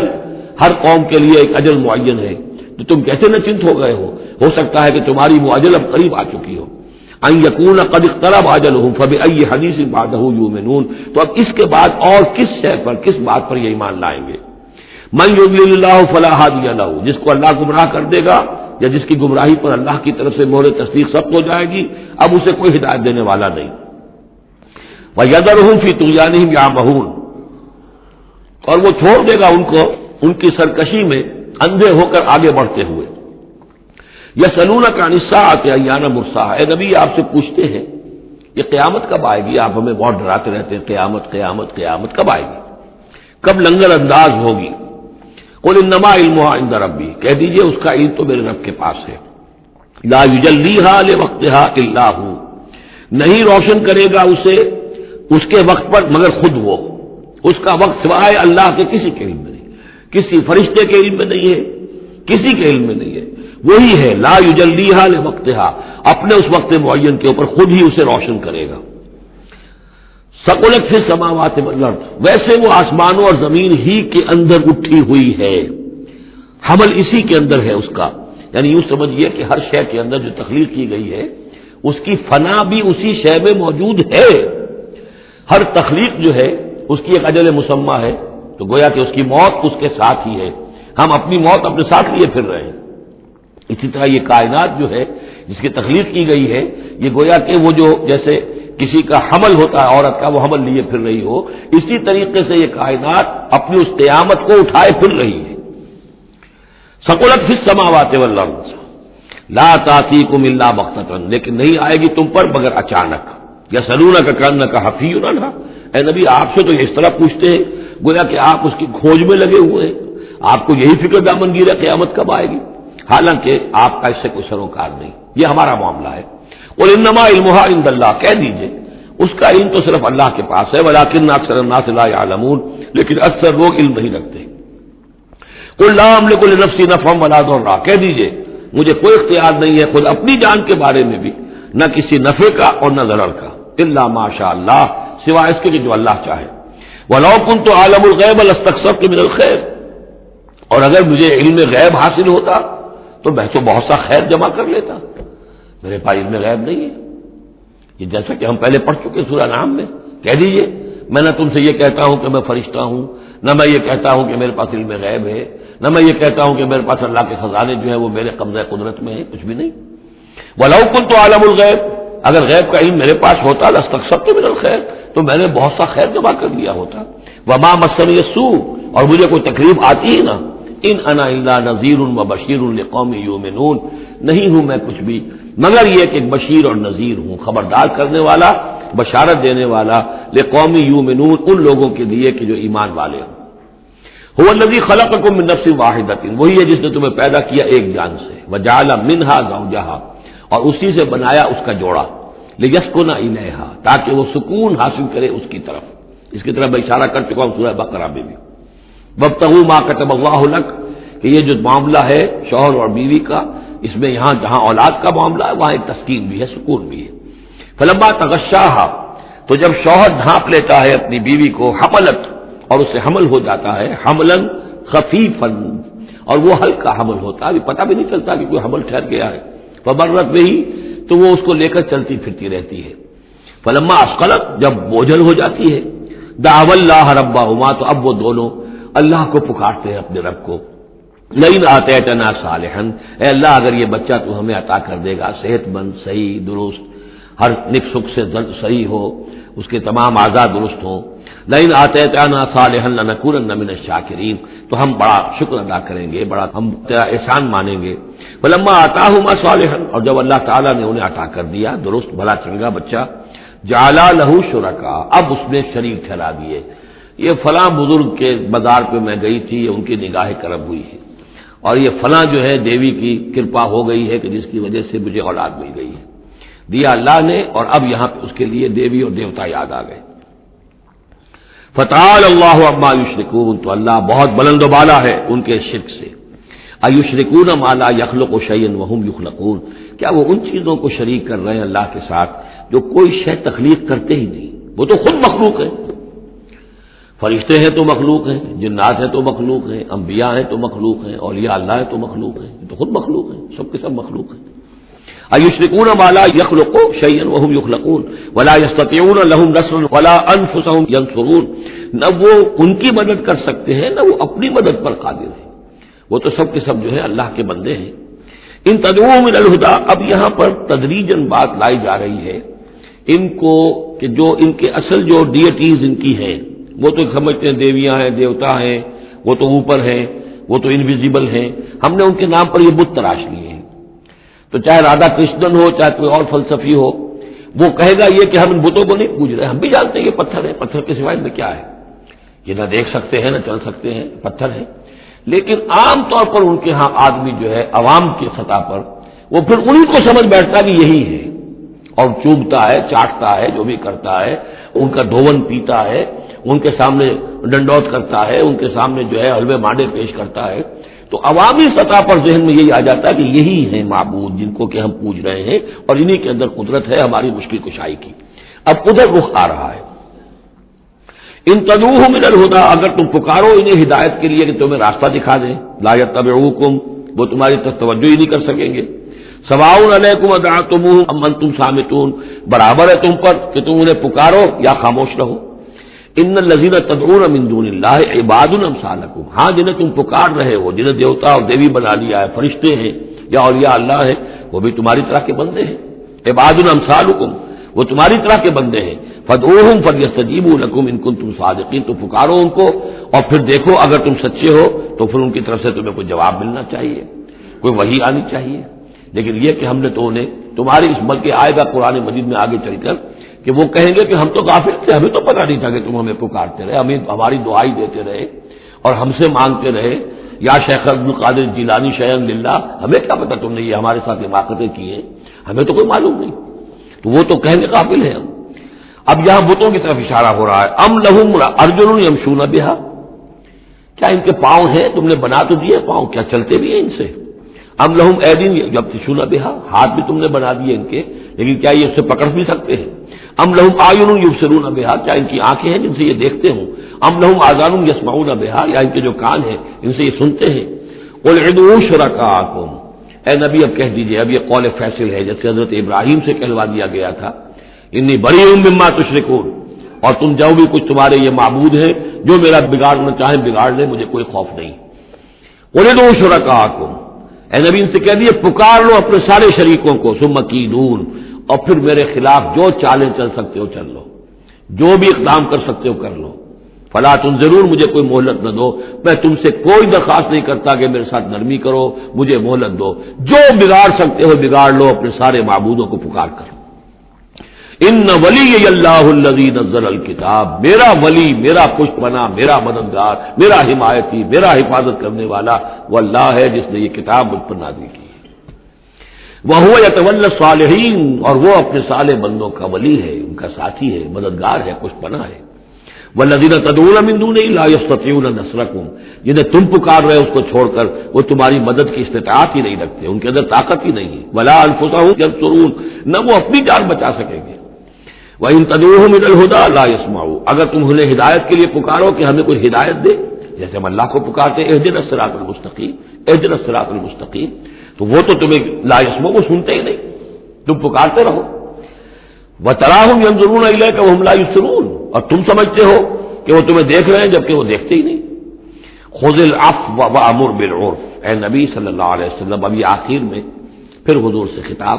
یہ اکثر مکی صورتوں میں ہوتا ہے اختتام پر حضور سے التفات۔ خُذِ الْعَفْوَ، اے نبی عفو کو، درگزر کو تھام لیجئے، یعنی آپ ان سے زیادہ بحث میں، ان سے زیادہ کسی تلخی میں، کسی اس طرح کے معاملے میں الجھیے نہیں، معاف کیجئے، چھوڑیے ان کو، دفع کیجئے۔ خُذِ الْعَفْوَ وَأْمُرْ بِالْمَعْرُوفِ، اور بھلی بات کا حکم دیتے رہیے، جو بھی اچھی بات ہے اس کی طرف دعوت دیتے رہیے، آپ کا کام ہے دعوت دینا۔ وَأَعْرِضْ عَنِ الْجَاهِلِينَ، اور جو آپ سے الجھنا چاہیں ان سے اعراض کیجیے خام خواہ، جیسے کہ آگے آئے گا سورہ فرقان میں وَإِذَا خَاطَبَهُمُ الْجَاهِلُونَ قَالُوا سَلَامًا، جب جاہل الجھنا چاہتے ہیں ان عباد الرحمان سے وہ کہتے ہیں سلام، ہم آپ سے لا نبتغی الجاہلین، ہم جاہلوں کے سر نہیں لگنا چاہتے، منہ نہیں آنا چاہتے۔ تو فرمایا آپ یہ تین الفاظ آئے ہیں، خذ العفو، یہ ایک داعی کے لیے بڑی بنیادی چیزیں ہیں، معاف کرتے رہنا، درگزر کرتے رہنا، وامر بالعرف، اور بھلی بات کا، اچھی بات کا حکم دیتے رہنا، وعارض عن الجاہلین، اور جو الجھنا چاہیں جاہل ہو، جو جذباتی لوگ ہیں، مشتعل مزاج ہیں، ان سے اعراض۔ وَإِمَّا يَنزَغَنَّكَ مِنَ الشَّيْطَانِ نَزْغٌ، اور اگر کبھی کوئی چھوٹ لگ ہی جائے آپ کو شیطان کی طرف سے، نزع کھینچ لینا، نزع مس کر جانا، چھو جانا، چھوت، عین اور غین کا یہ فرق ہو گیا، یعنی یہ کہ کبھی آپ کو غصہ آئی جائے، آخر ظاہر بات ہے بربناہ طب بشری کبھی غصہ آئی جاتا ہے، آخر آئی گیا تھا حضور کو غزوہ احد میں، کیف یہدی اللہ قوما خضبوا وجہ نبیہم بالدم، کیسے اللہ ہدایت دے گا اس قوم کو جس نے اپنے نبی کے چہرے کو خون سے رنگ دیا، غصہ آ گیا تھا۔ لیس لک من الامر، اے نبی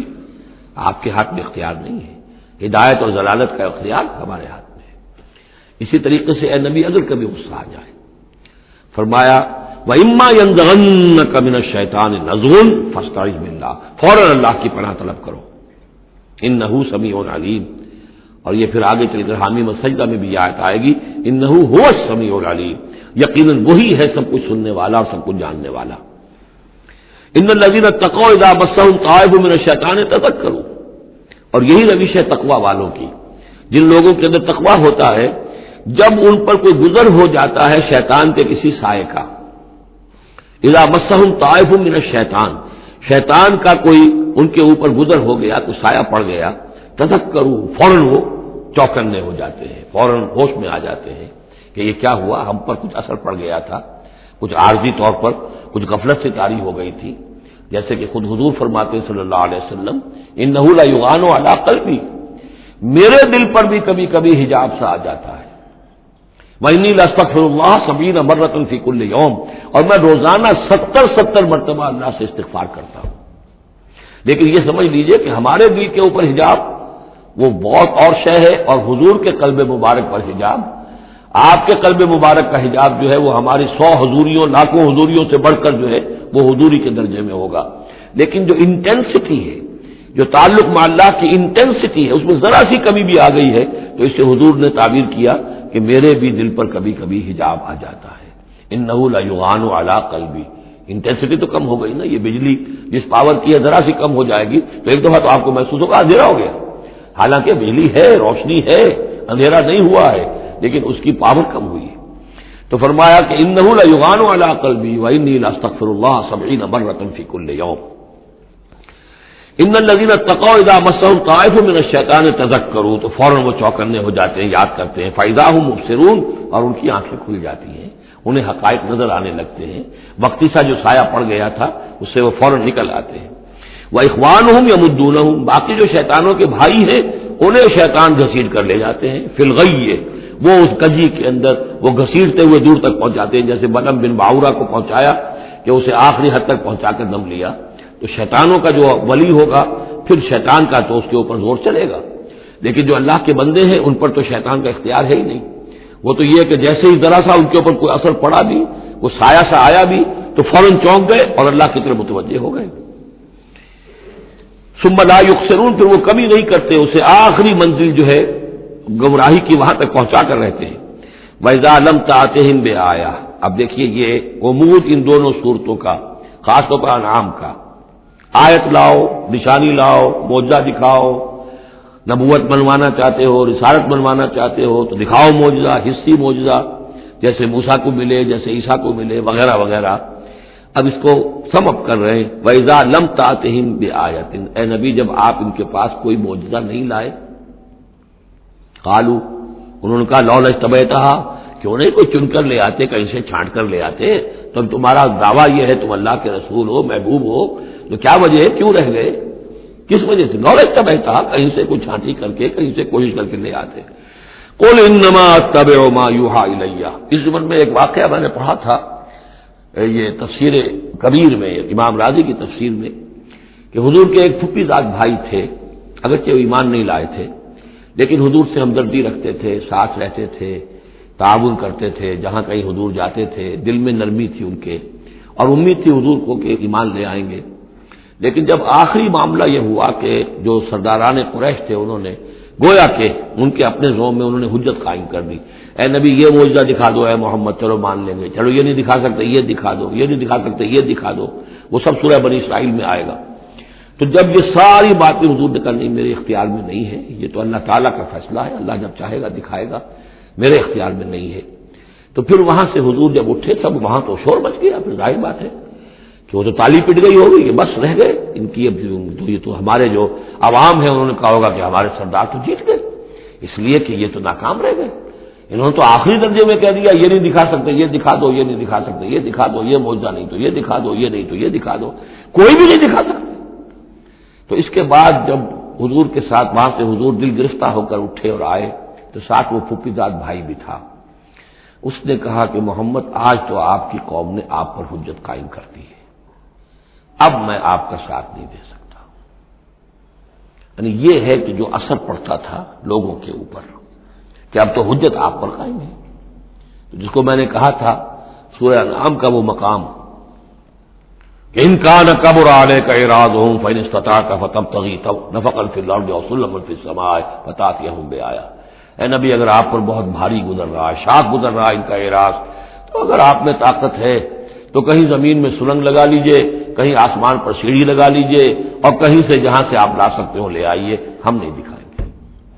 تو واقعہ یہ ہے کہ انسان اس کو اپنے اوپر طاری کرے، اس صورتحال میں ویژولائز کرے اپنے آپ کو، تو کس قدر ضیق میں اس وقت محمد رسول اللہ صلی اللہ علیہ وسلم کی شخصیت آ چکی تھی۔ وَإِذَا لَمْ تَأْتِهِمْ بِآيَةٍ، اور جب آپ نہیں لائے ان کے پاس کوئی نشانی، قَالُوا لَوْ لَاتَّبَعْتَهَا، کیوں نہیں لے آئے کہیں سے؟ قُلْ إِنَّمَا أَتَّبِعُ مَا يُوحَىٰ إِلَيَّ، کہہ دیجئے میری حیثیت تو صرف یہ ہے کہ میں پیروی کر رہا ہوں اس کی کہ جو میری طرف وحی کی جا رہی ہے، اس سے بڑا میں نے دعویٰ نہیں کیا، نہ خدائی کا، نہ کوئی علم غیب کا دعویٰ کیا، نہ میں نے یہ کہا کہ اللہ کے خزانے میرے دستے تصرف میں ہیں، میں نے کوئی دعویٰ نہیں کیا۔ ھذا بصائر من ربکم، اور یہ تمہارے رب کی طرف سے بصیرت افروز باتیں ہیں جو میں تمہارے سامنے پیش کر رہا ہوں، میں خود پیروی کر رہا ہوں اس کی اور تمہارے سامنے پیش کر رہا ہوں۔ وَھدًى وَرَحْمَةٌ لِّقَوْمٍ يُؤْمِنُونَ، اور یہ ہدایت ہے اور رحمت ہے ان لوگوں کے حق میں جو ایمان لانے والے ہیں۔ وَإِذَا قُرِئَ الْقُرْآنُ فَاسْتَمِعُوا لَهُ وَأَنصِتُوا، اور جب قرآن پڑھا جا رہا ہو تو تم اسے پوری توجہ سے سنا کرو۔ سمع یسمع کے معنی سننا، اور استمع یستمع پوری توجہ کے ساتھ، ارتکاز توجہ کے ساتھ سننا، کان لگا کر، کان دھر کر سننا۔ وانصتوا، اور خود خاموش رہا کرو۔ اسی آیت کو دلیل بناتے ہیں وہ حضرات جو یہ سمجھتے ہیں کہ امام کے پیچھے جہری قرأت میں پڑھنا نہیں چاہیے، اس لیے کہ ظاہر بات ہے کہ جب امام پڑھ رہا ہے تو آپ کو پوری توجہ سے امام کی قرأت کو سننا چاہیے، خود پڑھنے کی طرف توجہ کریں گے تو پھر اس کے سننے کی طرف توجہ جو ہے وہ نہیں رہے گی۔ اور یہاں خاص حکم بھی ہے انصتوا، خود خاموش رہو، لعلکم ترحمون، تاکہ تم پر رحم کیا جائے۔ واذکر ربک فی نفسک تضرعا وخیفا ودون الجہر من القول بالغدو والآصال، اور اپنے رب کو یاد کرتے رہا کرو اپنے جی ہی جی میں، تضرعا عاجزی کرتے ہوئے، گڑ گڑاتے ہوئے۔ اس عاجزی اور گڑ گڑانے کی انتہا ہے وہ دعا جو میں نے نقل کی ہے، جو مسلمانوں پر قرآن مجید کے حقوق کے نام سے میرا کتاب چاہے اس کے آخر میں مقام عبدیت، اللہم انی عبدک وابن عبدک وابن امتک فی قبضتک ناصیتی بیدک ماض فی حکمک عدل فی قضاؤک۔ اے اللہ میں تیرا بندہ ہوں، غلام ہوں، میرا باپ بھی تیرا بندہ اور غلام تھا، میری ماں تیری ادنا کنیز تھی، میں تیرے قبضہ قدرت میں ہوں، میرے پورے وجود میں تیرا ہی حکم جاری و ساری ہے، اور تو جو بھی میرے بارے میں فیصلہ کرے عدل فی قضاؤک، وہ یقیناً حق پر اور عدل پر مبنی ہے۔ یہ عاجزی۔ اسألک بکل اسم هو لک، میں تجھ سے درخواست کر رہا ہوں تیرے ہر نام کے حوالے سے تیرا ہے، علمتہ احد من خلقک، جو تو نے کسی اپنی مخلوق کو سکھایا، او انزلتہ فی کتابک، یا اپنا نام تو نے اپنی کسی کتاب میں نازل فرمایا، اب استاثرت بہ فی مکنون الغیب عندک، یا اپنے اس نام کو تو نے اپنے پاس ہی غیب میں ہی کہیں چھپا کر رکھا ہوا ہے، خزانہ بنایا ہوا ہے۔ میں ان تمام ناموں کے حوالوں سے سوال کے حوالے سے واسطے سے آپ سے درخواست کرتا ہوں ان تجعل القرآن ربیع قلبی ونور صدری وجلاء حزنی وذہاب ہمی وغمی، قرآن کو میرے سینے کا نور بنا دے، میرے دل کا سرور بنا دے، میرے تفکرات کا ازالے کا ذریعہ بنا دے، میرے غموں کا اور تفکرات اور جو بھی پریشانیاں ہیں ان کے ازالے کا ذریعہ بنا دے۔ یہ ہے دعا محمد رسول اللہ کی۔ اب خاص طور پر چونکہ آیت پہلے آ گئی تھی وَإِذَا قُرِئَ الْقُرْآنُ فَاسْتَمِعُوا لَهُ وَأَنصِتُوا، تو اسی کے حوالے سے یہ دعا جو ہے یہ خاص طور پر جو ہے مسلمانوں پر قرآن مجید کے حقوق اور کیا عظمت قرآن کی ہے کہ اللہ تعالیٰ سے جو سوال کر رہے ہیں حضور کہ قرآن کو التجعل القرآن ربیع قلبی ونور صدری، میرے سینے کا نور، میرے دل کی بہار بنا دے۔ وَاذْكُرْ رَبَّكَ فِي نَفْسِكَ تَضَرُّعًا وَخِيفَةً، اور یاد کرتے رہا کرو اپنے رب کو اپنے جی میں گڑ گڑاتے ہوئے عاجزی کے ساتھ، اور خیفہ خوف کے ساتھ، دون الجہر من القول، اور بلند آواز سے نہیں، پست آواز سے۔ لیکن یہ ضرور ہے کہ آدمی دعا مانگے تو ایسے مانگے کہ خود سن لے۔ اس میں یہ ہوتا ہے کہ ایک تو دعا وہ مانگ رہا ہے، ایک اس کی سماعت بھی اس دعا سے استفادہ کرتی ہے۔ نماز میں بھی اگر اکیلا انسان نماز پڑھ رہا ہو تنہا، تو جو رکعتیں ہیں چاہے سری بھی ہوں ان کو ایسا ضرور پڑھے کہ جیسے خود وہ سن رہا ہے، اس حد تک جو ہے تاکہ وہ نماز میں جو پڑھ رہا ہے اس کے ساتھ اس کی سماعت بھی اس سے مستفید اور مستنیر ہوتی چلی جائے۔ بالغدو والآصال، اور یہ آپ ذکر کرتے رہے اللہ کا اپنے جی میں عاجزی کے ساتھ اور خوف کے ساتھ، اور یہ کہ زیادہ بلند آواز سے نہیں بلکہ پست آواز سے، صبح کے وقت بھی اور شام کے اوقات میں بھی۔ جیسے میں نے توجہ دلائی تھی سورہ نام کے شروع میں، نور ہمیشہ قرآن میں واحد آئے گا، ظلمات ہمیشہ جمع، اسی طرح غدو یہ ہمیشہ ایک، اور آصال اصیل کی جمع ہے یعنی شام کے اوقات، اور اس میں اشارہ ہے کہ صبح کی نماز ایک ہی ہے جو اللہ تعالیٰ نے فرض رکھی ہے۔ اور جیسے ہی لدلوک الشمس الی غسق اللیل، سورج ذرا ڈھلنا شروع ہوتا ہے، مغرب کی طرف ذرا اترنا شروع ہوتا ہے، وہاں سے لے کے پے بپے نمازیں ہیں، ظہر ہے، عصر ہے، مغرب ہے، عشاء ہے، تو یہ جو ہے یہ آصال جمع کا صیغہ ہے۔ بالغدو والآصال، غدو والآصال، ولا تکن من الغافلین، اور غافلوں میں سے نہ ہو جائیے۔ ان الذین عند ربک، یقیناً وہ بزرگ ہستیاں، وہ ملائکہ مقربین، وہ ملائے اعلیٰ جو اپنے رب کے پاس ہیں، مقربین ہیں، قریب ترین ہیں، وہ جس کے بارے میں امیر خسرو نے کہا ہے کہ خدا خود میر محفل بود اندر لامکاں خسرو، محمد شمع محفل بود شب جائے کہ من بودم۔ ایک لامکاں کی محفل وہ بھی ہے جہاں کا میر مجلس اللہ ہے اور جہاں فرشتے ہیں، ملائکہ مقربین ہیں، اور محمد رسول اللہ روح محمدی وہاں گویا کہ چراغ اور شمع کی حیثیت سے ہے۔ تو ان الذین عند ربک لا یستکبرون عن عبادتہ، وہ جو اس کے قریب ترین ہیں